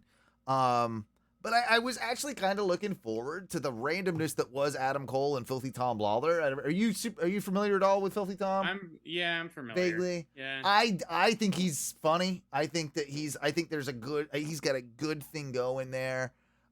He also I might be, biased. There's some ties to Orlando and Filthy Tom Lawler. So like kind of weirdly by proxy a hometown boy, like getting his shot on a big level, like, and I know that he was absolutely gutted by the whole thing and not to be able to do it. So I felt for him in that regard, but obviously Adam Cole would have won, but it's like, I don't know. What were they gonna give those guys? Like fucking 5 minutes to do their shit? Like I don't know where. Maybe. You know, it's like maybe. But anyway, that's about all I got for. Yeah, for that's a that. lot of good coverage. For first half. for goddamn first half. I mean, there's tons more AEW stuff that I do want to mention just real quick. Collision viewership fell 27% from its debut episode. That's huge. That's interesting to think about. Second week in, we got dropped 27%. Could be a lot of factors for that. It's not like, but maybe that's also what they kind of expected to happen to begin. I think they had said that they were expecting like maybe just on average 300,000. Right. So if they're 100,000. So like I think the debut of Punk, I will say that I watched the first little bit, but then I had plans and I left the second hour and had to go out and like go meet some friends and like, like go do things. So like I'm part of that. Like it's just not on a great night. And like I didn't, and also I had no reason to want to stick around. I think Lance, I think Lance Storm had a really good take on this too. It's he was like, and it comes down to the case of too much wrestling just in general, right? He's like, I don't think it will do very well, regardless of what company, if there's ever a pay-per-view on that weekend. He basically said, I think people knew they were going to be watching on Sunday, they didn't need to have their whole weekend filled with wrestling, like on both nights. They already knew that Sunday was booked for Forbidden Door in their heads, so they didn't watch Rampage. Maybe took the wife out on the Saturday to watch the wrestling on the Sunday. And I think there's some truth to that. I think that's going to happen to them whenever there's a WWE pay-per-view. I think they're going to have a real, probably terrible rating tomorrow, right?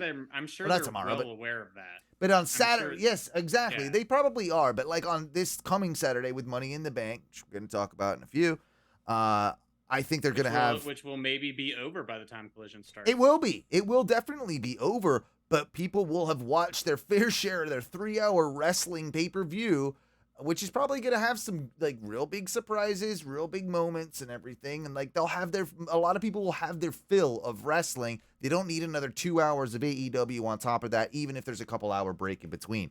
I don't think that's going to happen. Like, I think that I do think that's going to happen. I think people are just going to like, I'm kind of done with wrestling for the day. Like, I'll watch that one later, or you know. Again, I think Warner's fine with it. I think they're all you're right. aware of everything that happened, and Warner said it's for hardcore wrestling fans, and I think they know what it's going to be, and the people who don't watch it live are going to pick it up on demand. Had to shout out the fact that we got He's Gay chants for Bowens when one of them QTV chicks tried to, get with him. That segment was fucking so bad. It was terrible, but that was about as bad as a Grayson Waller effect on the fucking main roster. But it's kind of amazing that in this world of wrestling, we're getting positive He's Gay chants. Like that wasn't like a defamatory statement of any kind, right? Like it was kind of neat. Like it was kind of cool because the crowd was clearly behind Anthony Bowens. They weren't saying that to be an asshole. They were. Yeah, but I just don't think. I mean, I expect people to accept it. You're fucking watching Nyla Rose wrestle. Like she was the women's champion. Yeah, like, come on. Yeah. Miro renounced God and wife this week. He's an atheist now. Yeah. So I don't know what he needs to redeem. Or who he needs to redeem for then. Is he the renouncer now? Is this even more confused Miro than the previous Miro? Like, what do we do? Oh God. They need to I don't know whose fault it is, but it's someone's fault. Maybe a Bray Wyatt type thing. Maybe he's like, I've got this idea, and it's like, dude, it's just not working. Yeah, can we not do your idea for once? Maybe we need to do another idea. Like maybe let's go back to when you did the carnival match on Dynamite. Against I forget whoever it was. Best Friends or something. Do that. Yeah, let's do that. That was kind of, I think, with Best Friends. Orange Cassidy. It was his feud with Orange Cassidy. That's what it was. I think it yeah. was. Guns officially joining Bullet Club Gold. Seemed like it was inevitable. I think it's a good fit. I think it works. I think it works. I'm digging both acts right now. Guns and everybody in Bullet Club Gold. I've mentioned I think they've turned the corner. Can't believe they have. Juice Robinson's amazing. So I like that the Guns have grown out kind of that scruffy Juice Robinson beard. Yep. You know, Yep. like I think they're clicking on all levels. me too. I think it's definitely a thing that needs to happen. Don't care about this one, but it happened. John Morrison attacked Billy Gunn, for reasons. Yeah, he's Johnny TV. Now he's Johnny TV. I don't care. That's pretty lazy. Don't care about you. And that's about it. I said Athena needs to be more of a fixture on the main roster of AEW television. Well, she should not be in Ring of Honor then. Well, then that's it. What do we do with that? But, Yeah. but yeah. I don't know. As a core people who book wrestling and run promotions, I think they all need to sit down at a table, not against each other, and be like, listen, can we talk about what we've done with brand splits, unifying titles, like changing title design? Like, we've got to just stop. Like, we've got to come to an agreement. Let's make it make some goddamn sense. Yeah, let's some general sense, right?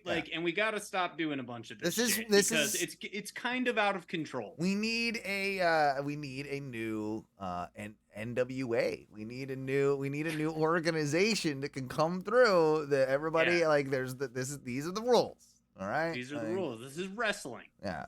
Jim Cornette will be. Oh my God, Jim Cornette's gonna have to be there. Damn it. Oh God, he is. Yeah, never. Maybe I don't want. Maybe, no, yeah. But I don't know. Yeah, whatever. Maybe we'll get into it in our second. Yeah. Guys, we will take a 10-minute or so break.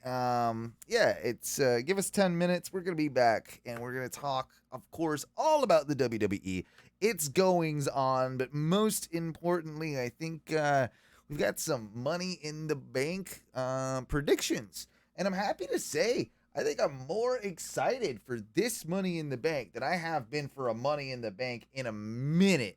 And there's a good couple reasons for that. And I see a lot of positive things that can come from it from multiple different angles. Nothing will beat pandemic era Money in the Bank. Oh, Otis. Poor Otis. I mean, let's just remember that the Miz he took Otis's briefcase, and then Otis never got the shot. Otis never got the shot. Guys, we will be back, like I said, in about 10 minutes. If you're listening on the podcast, you don't got to go anywhere, but if you're on the twitch.tv/ONR Res live stream, just hang tight. And same thing if you're on the YouTube, but you've got that little fast forward button, so you can figure it out. Matthew? Facebook.com/groups/Oh No Wrestling. There's a lot of stuff going on over there. And 407-906-6466 if you ever want to leave us a message. But Matthew, what do we always say when we get out of here on any segment? Give them a little. Woo!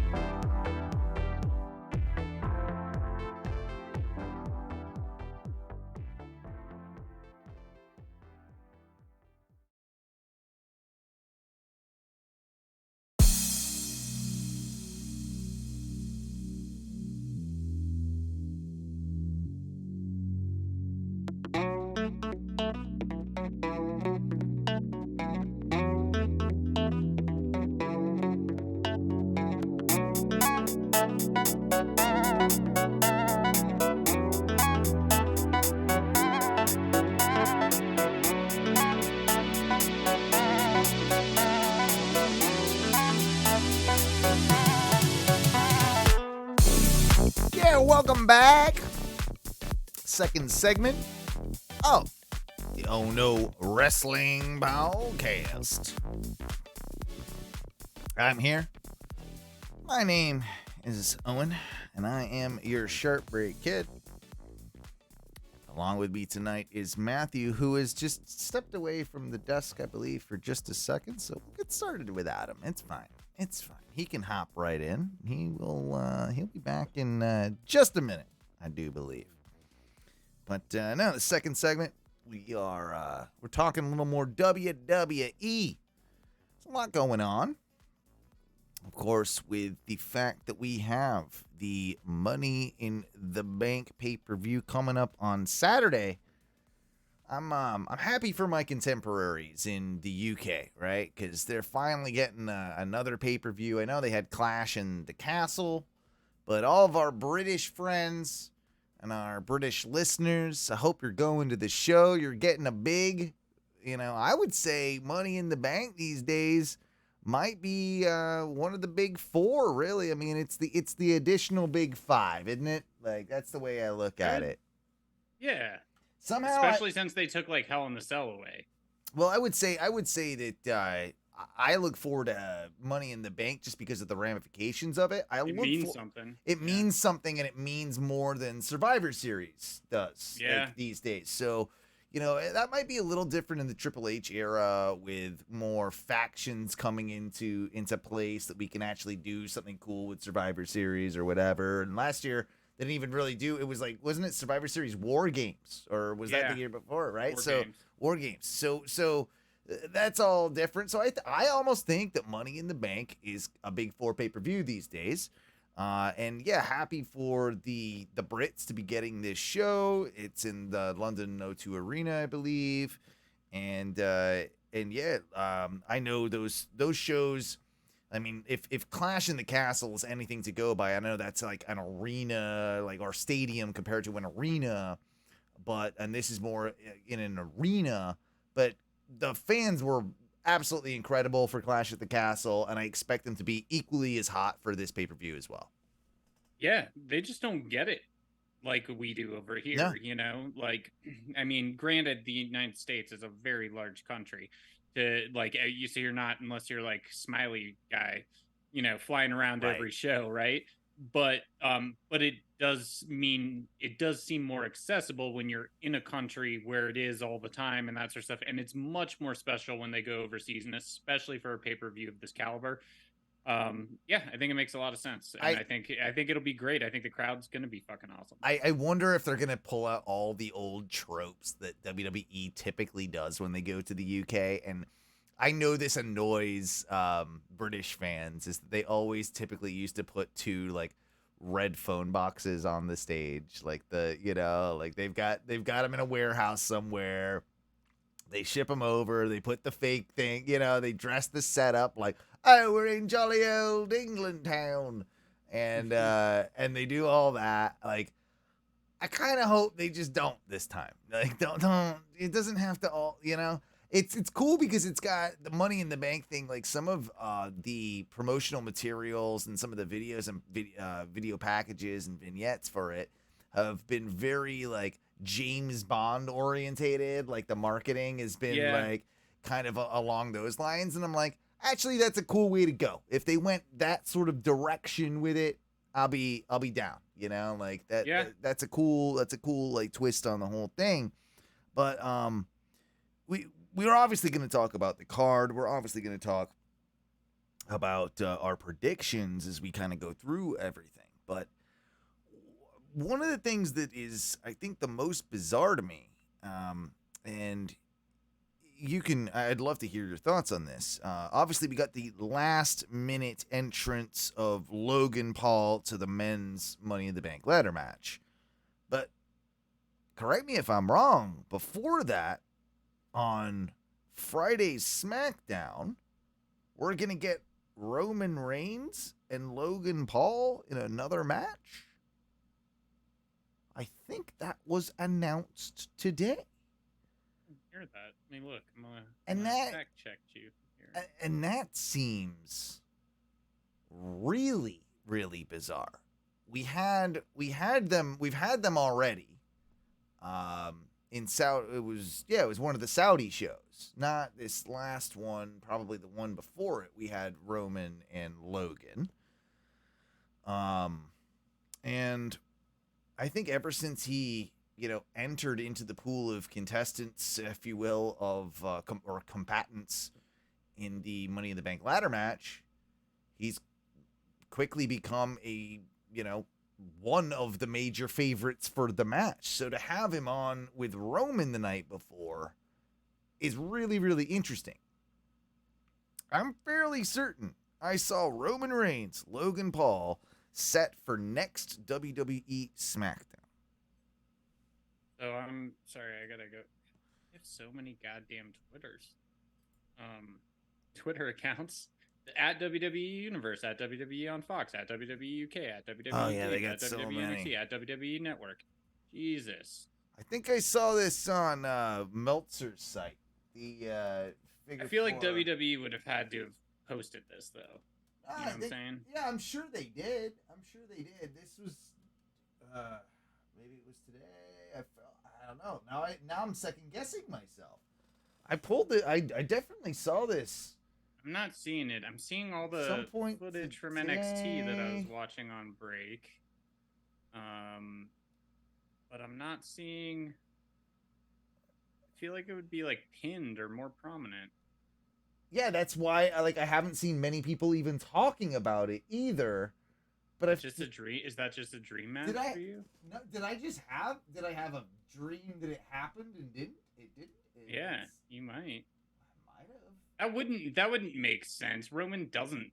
He can show up, but they're gonna talk, but I don't think they would wrestle each other. No, there's no way I would have just come up with that out of nowhere. Stand by. I'm Googling SmackDown card, and this would be, 0630? All right, this Friday on WWE.com. You ready? All right. Oh. No, now you're just trying to show me. It just says featured superstars. No, their website. They don't have any. Yeah, they don't have any. Friday, June 30th. They don't have, their website doesn't give you a card. All right. So, okay. Wrestling Observer is reporting. Oh, they're both on the same show. Yeah. That's all it is. Is that there's Roman Reigns? So yeah, they're not having a match. They don't. I was gonna say that would be a terrible idea. That would be a terrible idea. So okay, that my bad. I misread that one. That's something that we don't have to really think about. Unless you want to fantasy book a match you've obviously been thinking about for a while. Well, I mean, we already saw it. I don't need to see Roman and Logan again. Like, we already saw it. And it happened. Sure? Yeah, like you want to. I mean, just joking. There's more matches I want to see with both those guys outside of each other. I'll say that. Like, I'm not gonna sit here and be a Logan Paul hater. I'm gonna tell you straight up, and we're not even doing predictions yet. He's gonna win that motherfucking ladder match. Well, it's what's best for business. It's exactly but I said this after the last. I'm not a Logan Paul hater when it comes to him wrestling. No. I don't like any of the shit that he does outside of it, or I don't pay attention to it, rather. So I can't. I'm just not invested in it. I understand why they would, but I said this and I stand by it on my from the last time he did a match. Great match, amazing in-ring performer. You have to show me you can do more than just those moves, though. More than just the frog splash off the top to the table, because you've done it every single match. More like you're good at those things, and I get it. And every wrestler has their move set, but you're not just a wrestler. So like, I need to see that you can do more than just like a handful of moves that you've practiced over and over and over and over. Everything and over he again does feels well. Yeah. Everything he does do feels pretty damn choreographed. I think they have to do that with him at this stage in his career, where it's like the old, like, you're not really calling a lot on the fly. You're doing the Macho Man Steamboat scenario, where I believe those guys called and memorized Dude, every apparently, single if he worked spot. with Macho, he did that with would do it everything. he did it with everyone, and he Yeah. would quiz you like before going out. Yep. He'd show up midday and be What's like, the order? He's like, move 87. Yep. Yeah. Move 44, brother. Yep. Move 3. Like yeah. And I believe it, because at his Yeah. peak, he was like that. That's just the way he constructed his matches. So again, not a knock on Logan Paul as a wrestler. I just No. think because, but That's if where he's at. If he's gonna go all in, I want to see him expand just some more technicality in wrestling and such. So how about this? How about we go through the Money in the Bank card, and then we can add our bits and pieces to everything that kind of fit where they need to fit. If not, we would run on for way too long. Absolutely. I'm trying to think of what I would put on. I'm going to go out of order of the Wikipedia order of the match card right now, and I'm going to try and I'm going to freeball what I think goes on, first, last, and everything. I would say that we're going to have to, it's got to be the Bloodline match that goes on last. That's the logical thing. So we'll work up to that. With maybe a Seth freaking Rollins Finn Balor opener. That was exactly where I was gonna go. Seth and Finn to open the show for the World Heavyweight Championship. Obviously, champion wins Seth Rollins. This one, I think, is going to really, really deliver. I think both of them are. We've seen it before, and of course, it was the first Universal Championship match. But both of these guys are so much, I think, different, and I dare say better now, and more suited for this particular match and role than they were back then. I agree with that. And to add on top of that, I said a few weeks ago when they had that promo and the crowd kind of took over Finn. Remember, I was like, he kind of got, kind of a little rattled, right? But then he tried. I will say, post that, he's done a great fucking job of being a mean ass heel and like, I'm out for blood. I want to take you out. So they've done a good job with this storyline. I am excited to see this match. I agree with you. From 7 years on, where they were to where they are now, they've obviously both grown phenomenally.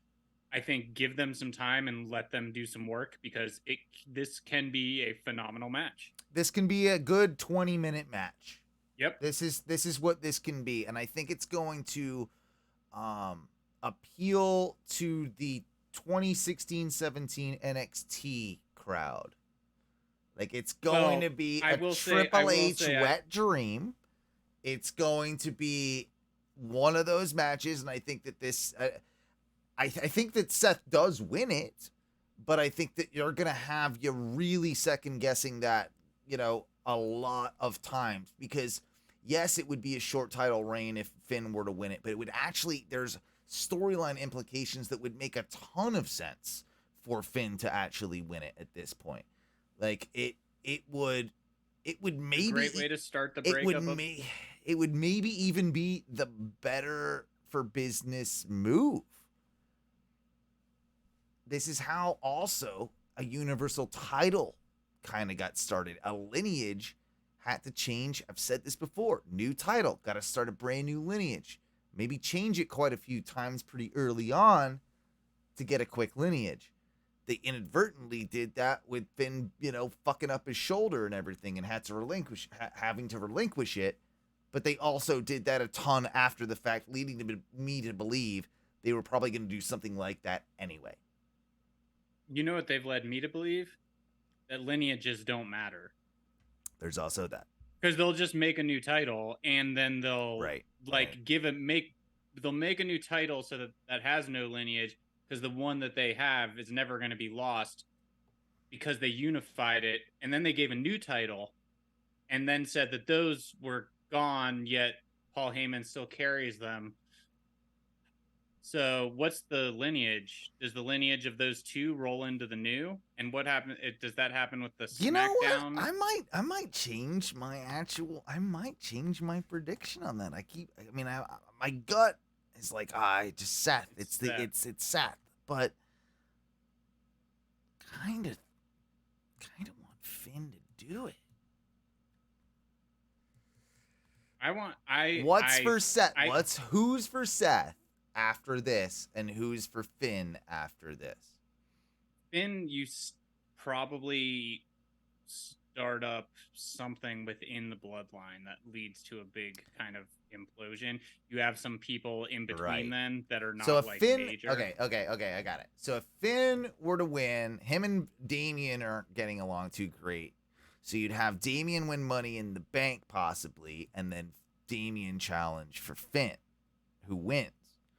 And The other way around, you have Logan Paul win the briefcase, who already has the history with Seth Rollins. And then you have Logan, Seth, and Logan's got the briefcase. And Logan goes after that belt. Yeah. I'm going with Seth. That does make more sense because of the history. I was going to say Finn just being from that general region of the world, like, would be good, but he's playing a heel, but he also got hurt with the first Universal Championship, so I could see Trips being like, yeah, I kind of want this. I could also see Vince being like, well, then put him in the demon mask and make him say blah, blah, Right. like, you know? Yeah. So I really want to go Finn. I do too. And I've said it before, I think they're going to keep the title on Rollins for a while. Yeah. I just think they're going to. So. I think you're probably right. So in that case, we're all going Seth because our good buddy Jay, he threw in his predictions, so I'll putting those down. So that makes all of us on Seth's thinking he's gonna win it. Since I will say this, you mentioned 2017-ish NXT and kind of like little throwbacks in this match or something like that, possibly, right? Right. And like Trips getting to do some of those things, well, which I agree with. And so Yeah. I saw on break some of the stuff on Twitter from the Baron Corbin Carmelo Hayes match. Oh, so yeah, I saw that. He showed up as the Lone Wolf. He did the whole entrance as the. Did he do it the old school? He did the whole old school fucking. That's awesome. NXT thing. Yep. Yeah. And dude, I wasn't even really a fan of him then. I just think that he's underappreciated. I think he's way better than he gets credit for. I saw some people little things that you were saying. Yeah. Like you can tie in some of that stuff now, and it works really well. Absolutely. And I think that his little run with NXT is going to only help him. But it also has helped Carmelo Hayes getting his first shot at the main roster the other night. Awesome. Yeah, I mean, I guess we can spoil it. Doodle-doo. If you don't want to hear the spoiler from what just happened on NXT, just close your ears for a second. But Baron Corbin lost, and it did not become the NXT World Champion. But right decision, but also gave Carmelo Hayes a great feud. So a great feud, and Rhea Ripley showed up on NXT tonight in a promo backstage with Carmelo Hayes and said, "You get in the Judgment Day's business or something like you're our business." And then walked away. Yeah, okay. Well, I don't know what the fuck she's doing there. That's Carmelo. Yeah. Well, I guess he was in the crowd on Raw. Yeah. Right, and then they did the whole thing. Yeah. So last night. So I think that's now she's like, yeah, now you've got a target. I think ultimately they're doing a lot to really try and find really cross over the three brands of SmackDown, Raw, and NXT, and well, Nick Khan said exactly why they're doing it. He's doing it for the rights deals. Yeah, exactly, and it's smart. And to see a guy like Carmelo Hayes, he's one of the main roster ready guys. Him and Braun Breaker, his last feud, main roster ready. Now Braun's had a program down at NXT with Seth real quick, and now Carmelo Hayes has had a program in NXT, but it's also crossed over into the main roster with, Baron Corbin. And yeah, I think it's great for all parties because you got to choose the right people to do it with. Like, for instance, what happened with the women's tag team belts recently, where it's a good thing ultimately that they've unified those championships. I think we can all agree that's probably a good thing to have a team of, because the rosters just don't necessitate 2 sets of women's tag team belts. So to have one that can go between the 3 brands is a good thing, in my opinion. But I don't think that Baszler and Ronda are doing much for not only me and you, but kind of anyone at this point. Yeah, I've never gotten Baszler. You've said you like her, Yeah. Jazz. I've never, like, she doesn't move well for me. She seems just, like, stiff. And granted, I know she's been a good MMA fighter and whatever, but, like, she's never really done it for me. Rousey, no.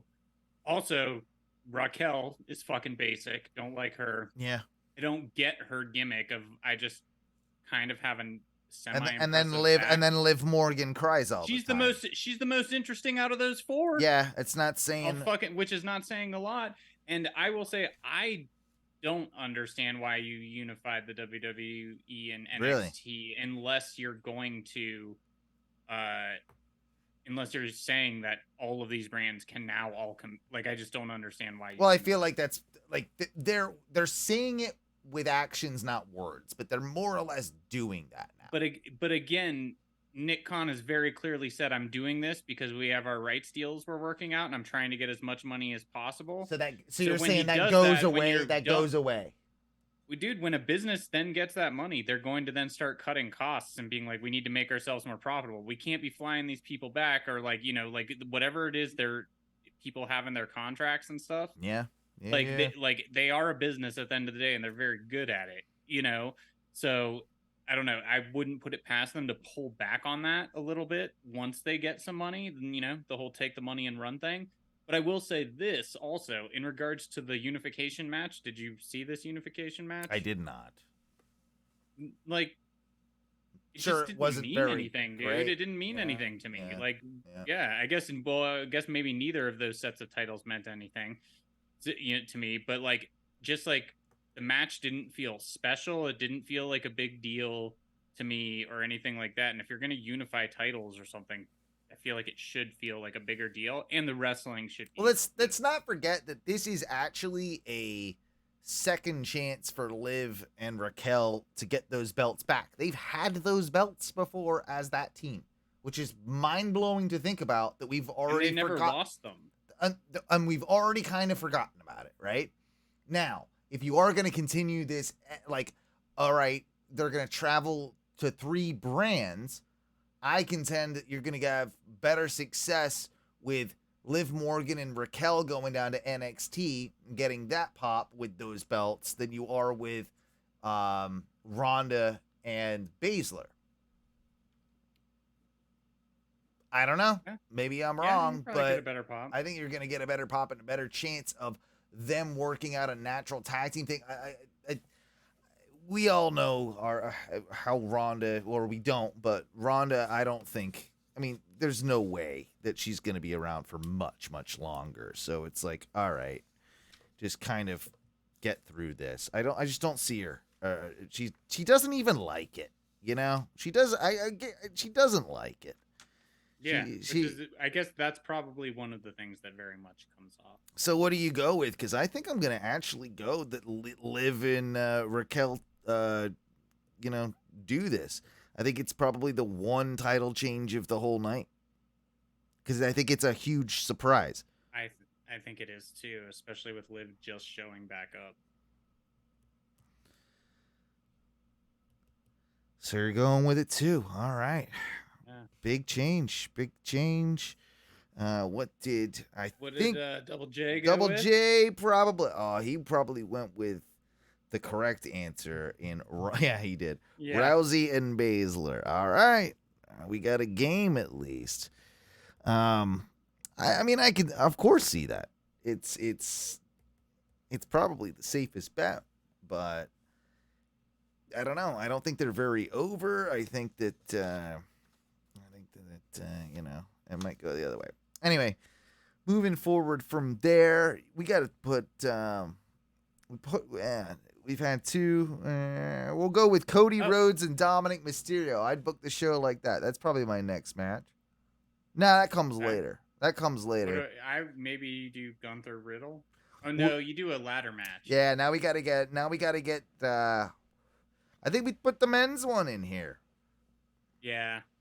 I think we put the men's money. I don't think you follow a women's match with the women's, Oh, maybe they would open with one, do you think? They've done it before. It Yeah. wouldn't surprise me at all. But yeah, men's ladder match or women's at ladder match could open. But let's go with the men's just for the sake of it, since we've already talked a bit about it and especially the implications.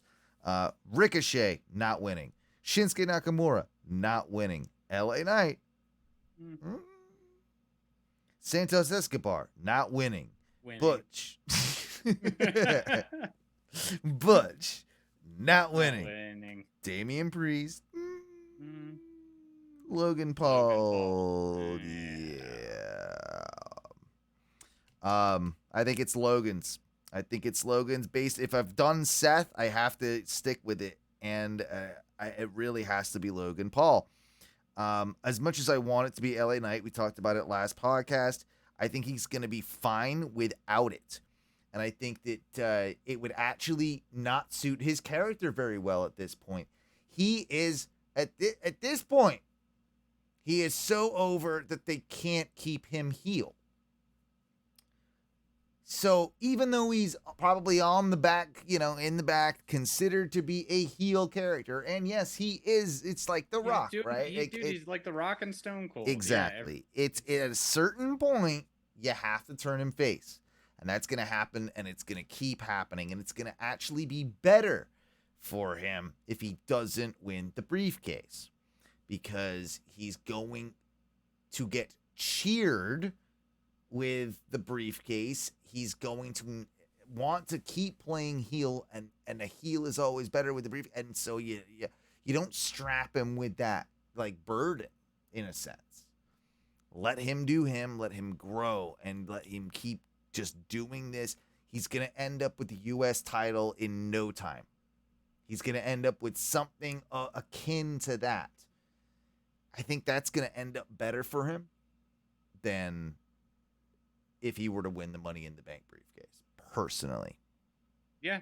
No, I think that all makes sense. The only way I could see it, and I don't think it's going to happen, but like if LA Knight won and you set up then a program later on, and this would have to be Logan Paul being around, I guess, much more frequently for a little while, right? Is Damian Priest versus Logan Paul, because of the way Damian and Bad Bunny work together. I think some people, like, in creative might be like, this could be a good other, Yeah, that's a good argument. And maybe they end up doing that. I don't think now is the time, but building up to this, I started thinking about that possibility just from like a creative and booking perspective.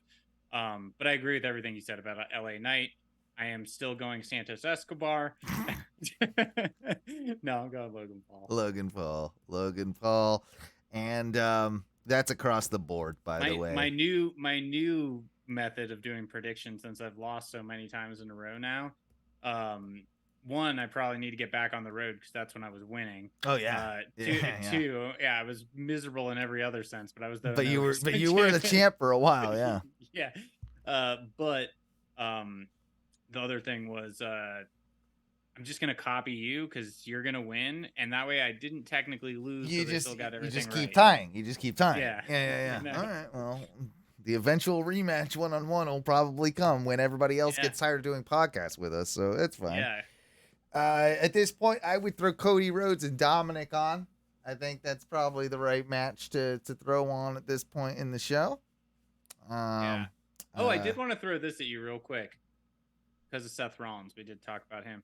Did you see last night? He's a tracky boy. Oh, he is a tracky boy now. Yeah, a sequin, like red, white, and blue tracky. It was a good tracky. Yeah, I know how much you dislike his outfits, but when I saw that one, I was like, he's a tracky boy. I think Owen can appreciate that outfit. He had some silly footwear, but the tracky itself was on point. All right, cool. Sorry, we can move past that. Anyway, no, you're right. I'm glad you brought it up. Cody Rhodes, Dominic Mysterio. I think all signs have to point to Cody Rhodes winning this match. He brought Pharaoh out the other night. Pharaoh is gonna take out Rhea, or something Man. like that. They're gonna.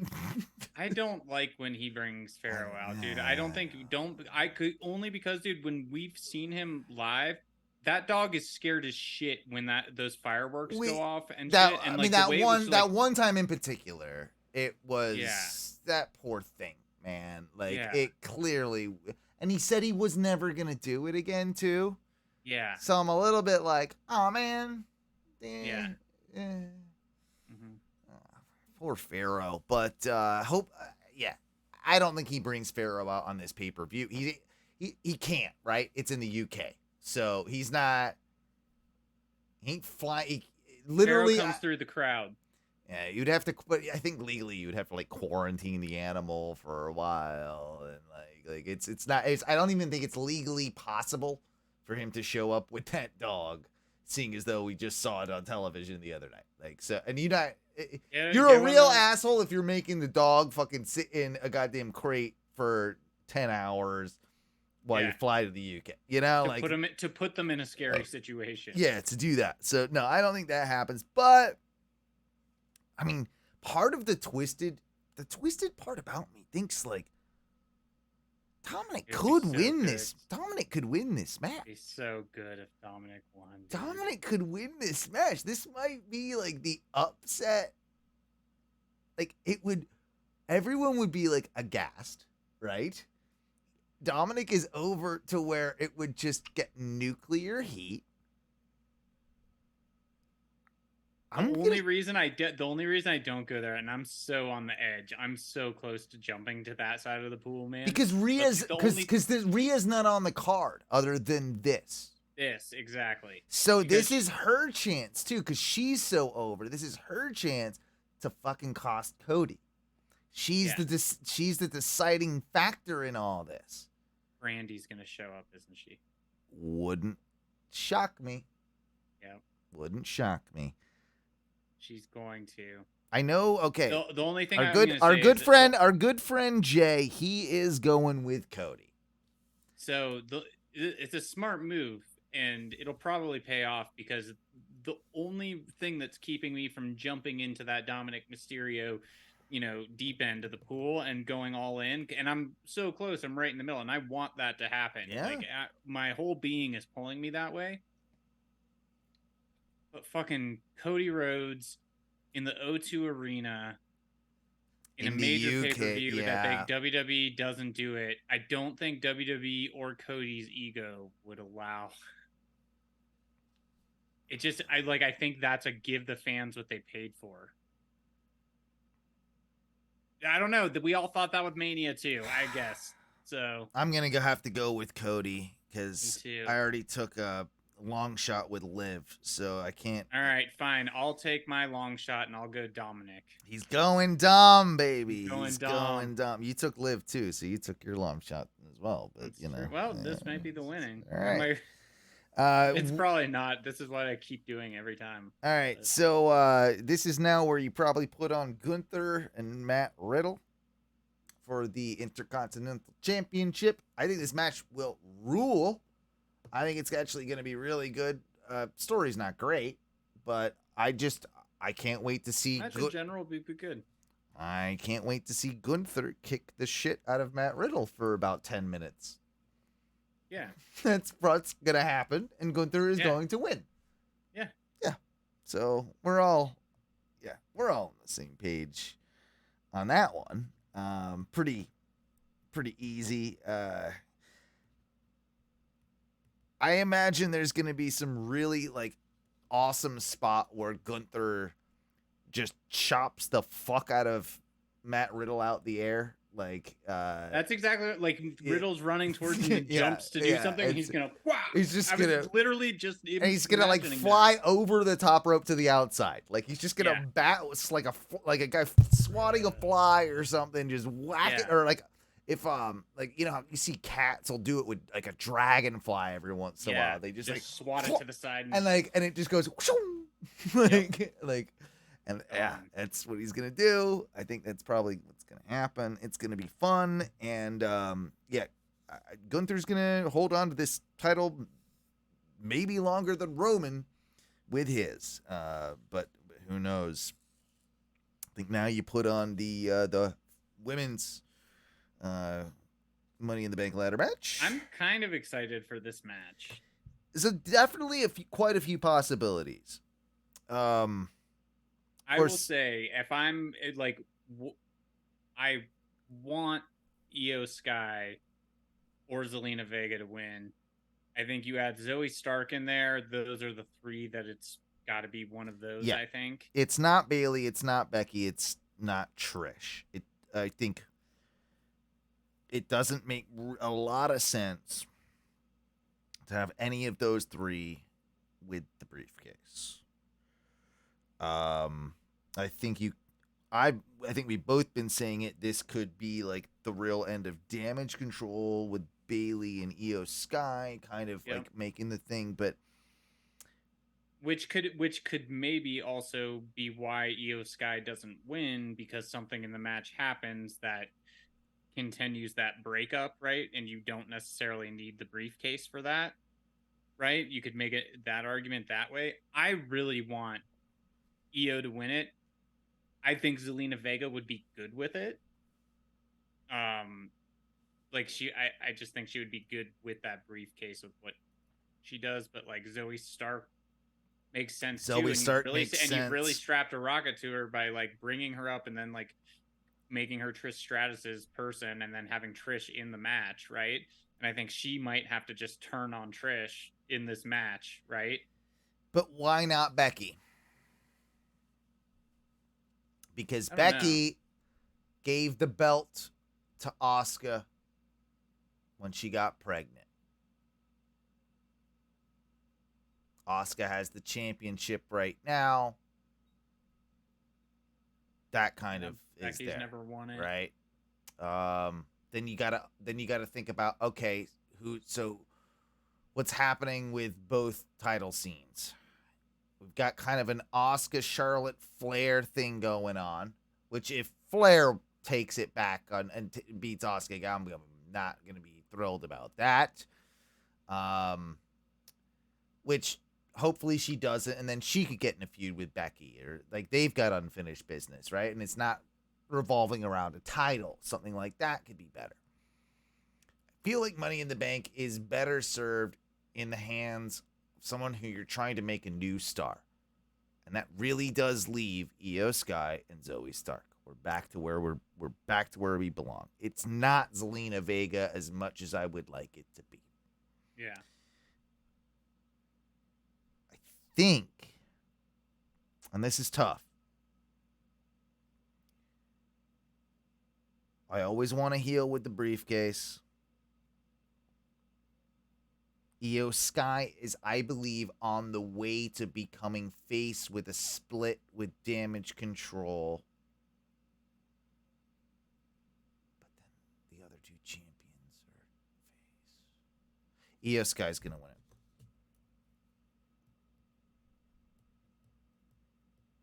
That's my vote. Io Sky. My heart of heart's been telling me too, and that's who I really want. I think out of Damage Control, she's been the one piece that's gotten over. Yep. And the only thing that's kept it together. So, yeah, I think I'm going to have to go that direction for damn sure. Also, and this is not like this is just an observation. This is not like a body critique, like, or body shaming thing. Is it just me, or Becky Lynch looks very skinny recently? She does. And I know she had a baby, and she looks great post baby, but she just looks like much skinnier recently. Yeah, like she's lost some of her mass. Yeah. That's, I mean, who knows what that is, but I mean that could all just be part of motherhood and everything. I was gonna like say that, maybe right? being a mom, you don't have as much time. You're on the road. Whatever, but yeah. For the record, Jay has picked Trish for this match, which I love that for Jay. Is a real bold. That's a real bold prediction. Bold move, Cotton. Bold, Let's see if it pays off. Bold move. Last match of the evening, which I think the card is, full. We might get something on the pre-show or something. So Like with these 7 matches, that sounds like about right for the WWE pay-per-view or whatever, or premium live event. Like, Yeah, the ladder matches can. they're gonna go long. They're gonna take some time. So Yeah. Now, of course, now we have the Civil War of the With Bloodline. entrances alone, this will take time. Yeah, exactly. So we've got Roman Reigns, Solo Sikoa, with Paul Heyman. Versus the Usos, Jey Uso and Jimmy Uso. So a Bloodline Civil War tag team match. I don't know. Usos have to win. If they don't win, what story are you telling? You can't, no. They have to win. Are you sure? If not, then Roman's just like, yeah, beat you. And they're like, well, can we be back in the Bloodline? And he's like, yeah. And then they run it back and they're he's like, oh, you betrayed me again. No. I don't know, man. I feel like Roman advanced the story. Roman's been kicked around a lot lately. He might need a big win. He's looking. Yeah, of course Usos have to win this. Of course, I can't even try with a straight face. Yeah, do that. But, it would fuck with people's heads if they found a way to have Roman win and still continue this on. He's going to reabsorb the tag titles from Sammy and KO without even doing it. They just appear on Heyman. He's bumbling them. Yeah. Somehow Kenny Omega shows up on his shoulders. He's there exactly. and with his belts. Exactly. Yeah. Yep. Yeah, Wild Samoan is there. There's ghosts of other Samoans. Exactly. Yeah, but he basically turns into Ganesh. That'd be a good concept for a gimmick. What if you did, because now we got all this not AI necessarily, but all these crazy project holograms and stuff. All these what if you had everyone left the Bloodline, but now it's all the dead Bloodline, but they're just holograms that come out with Roman. That'd be cool. I'd watch. That would be so weird. But you know what? I wouldn't put it past them because this story is never going to end. Mm-hmm. So eventually that chapter will be told. Yeah. It's going to happen.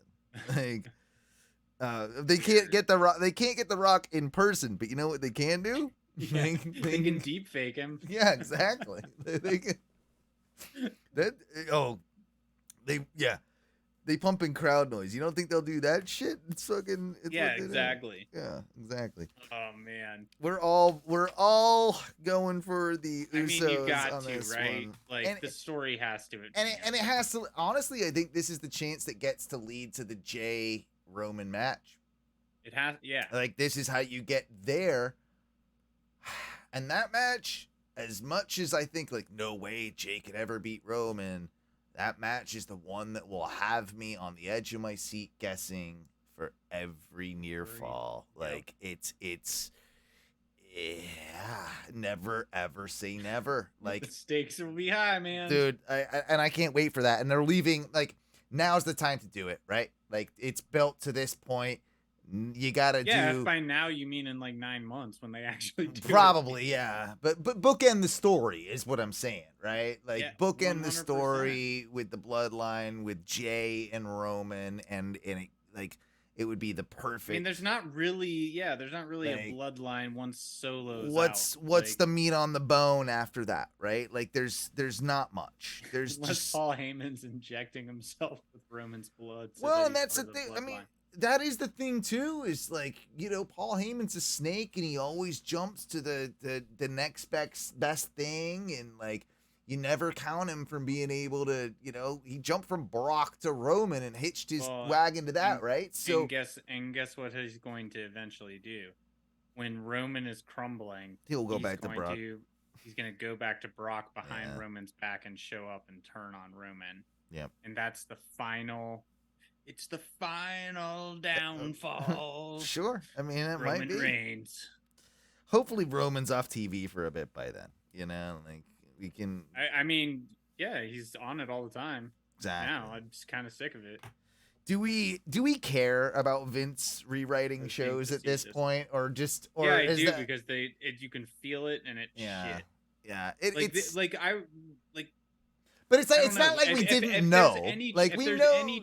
if there's any truth to the fact that it's happening, because like 1 week it's like, oh, it's not as bad, and then 1 week it's like, oh, Right, everyone's right. pissed, right? So like, I don't know what's actually happening, but I will say, since rumors started a few months ago that he, like, when he first started showing up, said he was only going to have his hand in big things, then the reports were like, he's still pretty much involved, but he does it, just virtual, or like, sends it in, virtually, and then he's like whatever, Yeah. I think it's more that, and it was around that time, I will say, and we talked about it, I brought it up on the last podcast, even just like things like people coming down and then doing the commercial break, and then their music still playing 2 minutes later. They weren't doing that for a few months when he was fully out of the picture. The formatting just felt seem- different, different, and The more formatting again is yeah. back to where it felt, and it feels. I liked what they were doing in that little interim spot.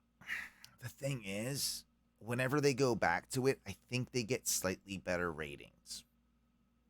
Like, it's happened a couple times now where it's like there's been a Vince show and it's got a better rating than it got, like, because it's this thing where it's like, oh, this has been good. I hear it's been good. And then like it builds up and then you get the thing. So Vince might be getting credit for the work that's been done a couple weeks prior. Does that make sense? Yeah, but yeah, that makes sense. But like, could he also just be knowing that like Roman's going to be on that show? Right. He's going to draw. Right. Like, I will have my hand more involved. Exactly. Like that sort of thing. Yeah. Where it's like he knows more eyes, and so then he kind of gets the credit.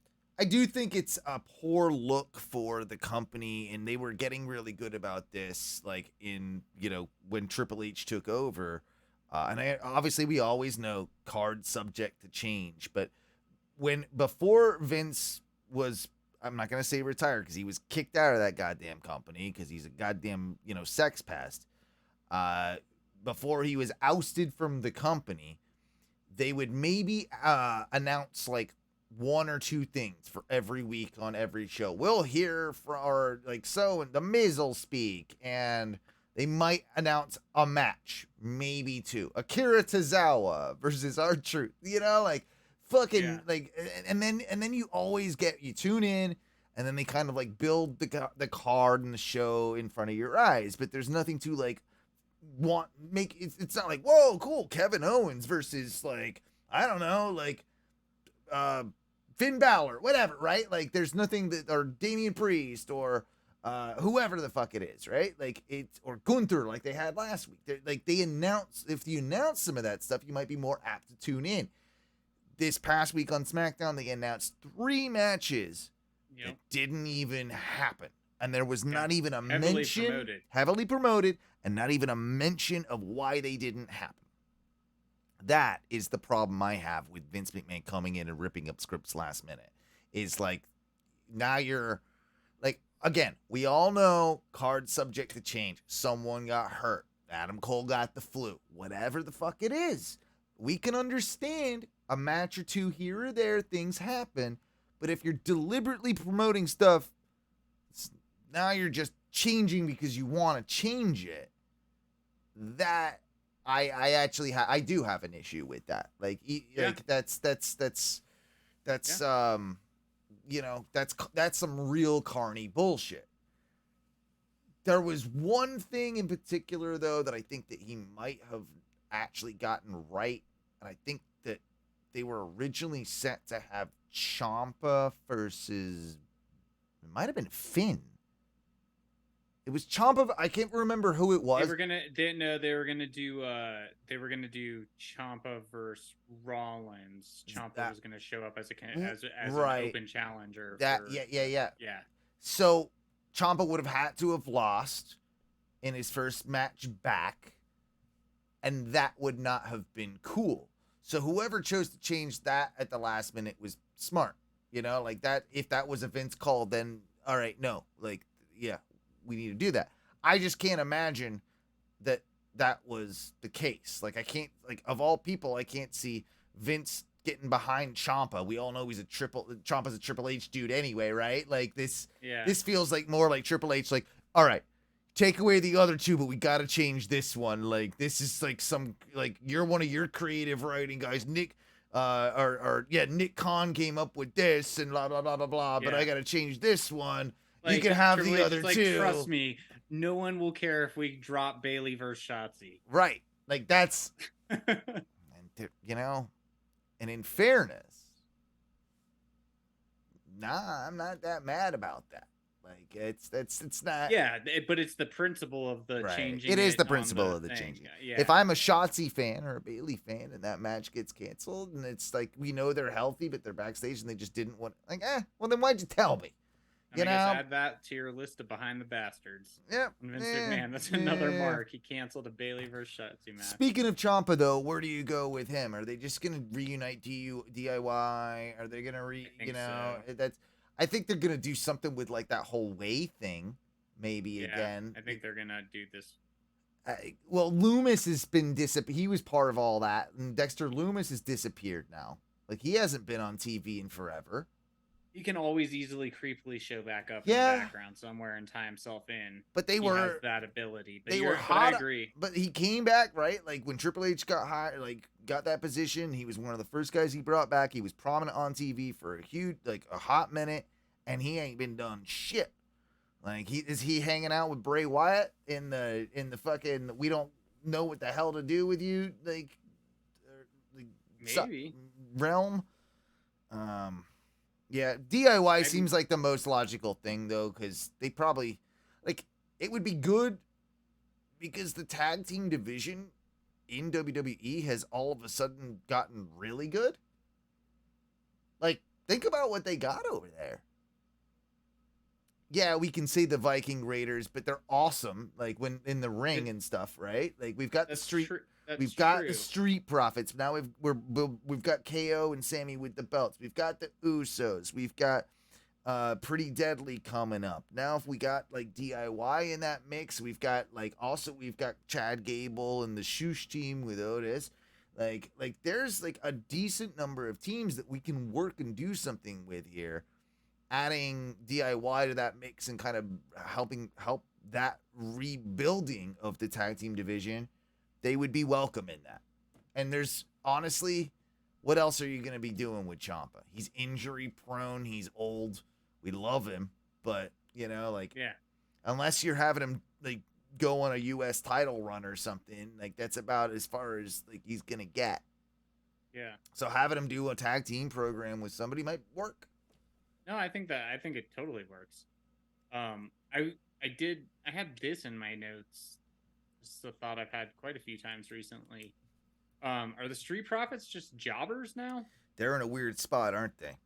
They've lost very often, but everyone loves them and they are amazing in the ring. They've got charisma, but is it we've been saying it, they might just need to turn them both heel. We were expecting they were going to turn on each other for a while. I don't think they're going to do that. And they've kind of said nah, we're kind of looking to the New Day and we respect what they did. We're kind of together. We're in this. We don't ever want to turn on each other, but that doesn't mean that they both can't turn heel. And I think that is what they need to do currently. I think they're almost in a Jungle Boy spot. They need black cups instead of red cups. Okay, you know what they're you know what they're in? They're in opposite Acclaimed spot. Yep. They're in opposite Acclaimed. They needed to turn face and Profits needed to turn heel. That's you know what? You need two opposite edges to make a scissor. That's right.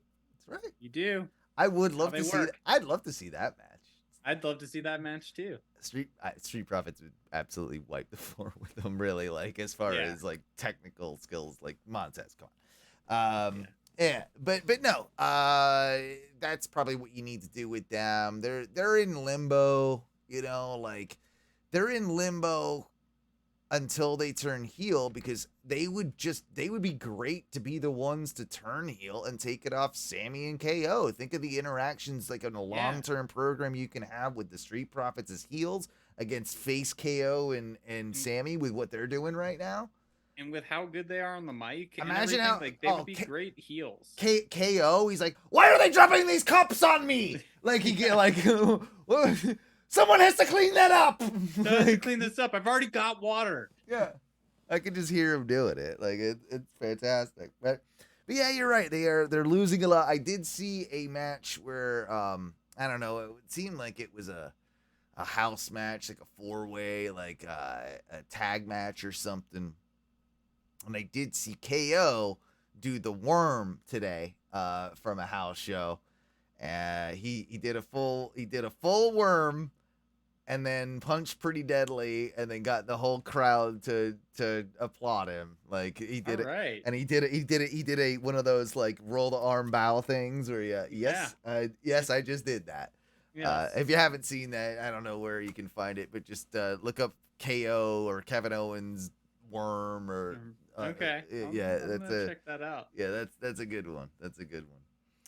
How about we end with this? And this one's like it is a little. Can I? Before we get off Money in the Bank, I just got one thing before we end. Oh this. yeah, Sorry, yeah. As we were talking about it, like they're not on this card. Do they have something to do? Oh my God, they're gonna show up, and KO and Sammy are actually gonna be part of the bloodline, and they're gonna help Roman. That's it. Yeah, that's it. Your fantasy booking sucks. I don't think that's. But again, like they're not on the card. Do you think they try and add something? No. Or I don't think that. You think they just get the pop on SmackDown and? Well, this late in the game, I just don't think it's necessary. I think you've got enough on the card. Yeah, it's a women's. It's a women's tag team match, but you've got a tag team match on the show. Yeah, I'm just saying they're so big that like you wouldn't go to the O2 Arena and not have them show up. No, I don't think you do. Because I also think that somehow, some way, they're gonna squeeze in a Drew McIntyre return into this show. He's also part of the bloodline. I was thinking they could maybe even do Drew in the Judgment Day. I know it's not there. It's not. It doesn't work. But there might be something. There's something we can do with Drew maybe on this card. I mean, Drew and Damian Priest would be an actually really good. That could be a really good program. That if they found a decent way to set that up, could work. That maybe has something to do with Damian Priest not winning the Money in the Ladder match, thing like. Yeah. So Money in the Bank ladder match. Apart from that, I did as much like, man, I don't think you need Sammy and KO on this show. I think you got enough. You got Cody, you got the Bloodline, you got Logan Paul, you got 2 ladder matches. I don't think you need KO and Sammy on it as well. Like I think it's enough, and it's a lot of money to have people, in the UK and all that, like fly them over and whatnot. So, but I mean, what else do you do? I'm like, unless you're doing a quick. I mean, they'll fly them over for SmackDown. Yeah, you might be right. Are they already on one of those shows? They might already be booked on something for one of them. I don't know. Because they got a one-on-one with Pretty Deadly. Is that? Yeah, that is. So that's got to be maybe while they're over, or so maybe that's on the SmackDown or Raw or something, right? Like that would make sense. That would make sense. And that would make sense. Then you get their pop on. They showed up on SmackDown. Yeah, that makes sense. Yeah, okay, yeah. Well, thanks for holding my hand through that. Nah, we had to figure it out together. Yeah. One of the things I just wanted to end with is something that's kind of a bummer, and WWE has done this a couple of times now, where they filmed and apparently produced and made these whole documentaries. Stuff that was made for the network or A&E or what have you. And I gotta say, I think you're still the same way with me on this one, Matthew. But when WWE puts together some of this stuff, especially like their own documentary, like the 24s and all those like series. So good, dude. They kill it. They kill it They're every so fucking time. good. So Yeah. half of them make me cry because they got the right Yes. music and just like the respect for the It's business. all and- so well put together, Yeah, and it's yeah. so interesting as a wrestling fan Yeah. to get to see the way that they put the story together, and you get to see that kind of background and then relive the moments. Like it's done so well. Exactly. And one of the ones I think a lot of fans are very knowledgeable about, or is this documentary that was done about Victor the Superfan, who. Oh, I remember. Yeah, I Right. know what you're So talking about. so they did the whole. It's like done. He's seen a cut of the whole thing apparently, but they show it was right around the time that Network went to Peacock and all that it was about to be released or something, and somehow someone somewhere they pushed the brakes on that whole project and it never got released. You And know I how think this happens? Figured it out. Vince McMahon is living vicariously through Roman Reigns in the ring, but like the reason things don't happen when they're fully complete, you didn't acknowledge Vince McMahon. He's like, acknowledge me. oh, Just you gotta acknowledge Vince McMahon. If you don't, your shit doesn't. You don't get Your shit pushed. You doesn't- don't get your documentaries come out, even if you're a legend. It just doesn't happen. well, Victor's just a super fan, right? He's never. I mean, he might have met Vince. I'm sure he's probably has once or twice over the years. No, I but- was not just that one. I was talking about as a whole. As when a you were whole, saying like yeah, all of right. these, Oh, like no, there are so you were like so many of these have been made. I mean, like- I only know of this one, and now this, like, I've heard of rumors of other ones, but not for sure. I know about, for everyone knows about, like, that was the Superfan, Victor the Superfan one, but again, never came out. So I have a soft spot for this guy, and he came out in an interview today, or it's surfaced. The good old Barry Horowitz has had one. Oh, do you remember he's- Barry? Isn't he like the greatest jobber ever? The of all greatest time? jobber ever. Taps Yeah. himself on the back. Yeah. He used to have a shirt with the handprint Yeah. on the back, tapping himself He's on the the biggest back jobber in the world. because he's Yeah. the only one that's going to cheer for himself. Barry Horowitz, the greatest jobber of all time. There's a quote today. He says, I guess WWE doesn't like me anymore, he said. I don't know, nor do I care. A lot of people don't even know they did a biography on me. It was filmed 2 years ago and not shown. How about that one? Yeah, I guess I'm not a big enough star to get on A&E and talk about my life. Barry Horowitz. Was he Aw, patting his own man. back while saying that though? Like I mean, I wanna feel know- bad for him now, all these years later. He's still having to, he's still jobbing. He's still Yeah, you're jobbing. right, dude. I just googled Barry Horowitz documentary. Yeah. Poor Him guy. versus Joey Janela. What? But God, these pop-ups on these goddamn wrestling sites. yeah, I know. Yeah, they're I unacceptable. can't- They're unacceptable. Fuck you, not you. The wrestling. I Sites. know. Oh God. But damn poor it. Barry Horowitz. I felt Poor like, Barry Horowitz. I wanted to give yeah. him a shout out because I would actually kill to see that documentary. What he must have gone through in those days too. I mean, we're talking probably before the new generation era, probably pre that, into the new generation, into the Attitude Era, maybe even further than that. And what he would have seen in the locker rooms.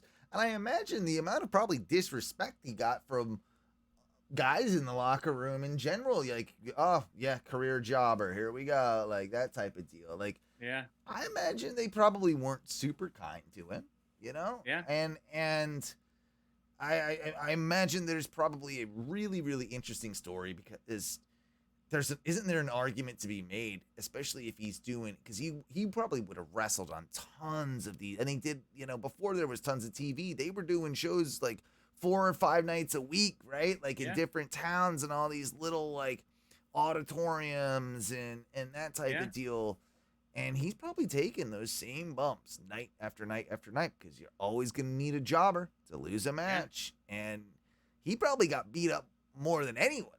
Like, if you really think about it, like, he's going to get beat up more than a top guy, you know, like as far as just repetition of all that. So Barry Horowitz, I hope he's a decent patting my guy. back in solidarity. Yeah, we're brother. patting our backs in solidarity. That's it's a good way to do it. Do you have much else you want to add to this thing, Matthew? I don't think I do, man. I think that's we covered quite a bit. Yes, we did. Yes, we definitely. There's a lot of wrestling on nowadays, huh? Yeah, there are. Or yes, there is. Yes, there. There's just a lot. There's definitely a lot going on these days, but we'll do our best to watch what we can.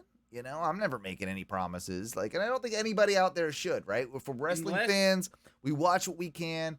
We enjoy what we like. We catch the clips of things that we don't get to see in its entirety, and we generally try and just talk about what we know and what we've liked and, you know, what we've seen and what we didn't. And, Although I will say that if you do like listening to Owen and I do this and you do want to fund salaries for us to watch all of the wrestling and talk about it, you could find us over at patreon.com at Ono Media.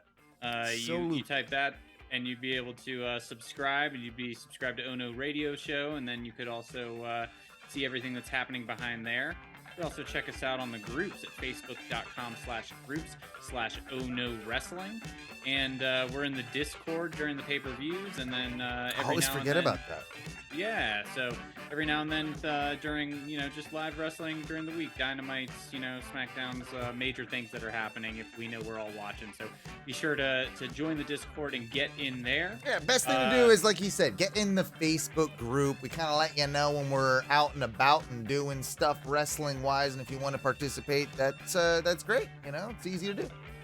Yeah, easy to do. Thank you. Did I miss anything? I wasn't planning on doing all the plugs, but I just started rolling with it, so sorry. No, do it. If you want to leave a voicemail, you can go ahead and do that at 407-906-6466. No one does that anymore. No one likes to talk on their phone, but the option is still there for you. And with that being said, Matthew, let's give it that old end of the show.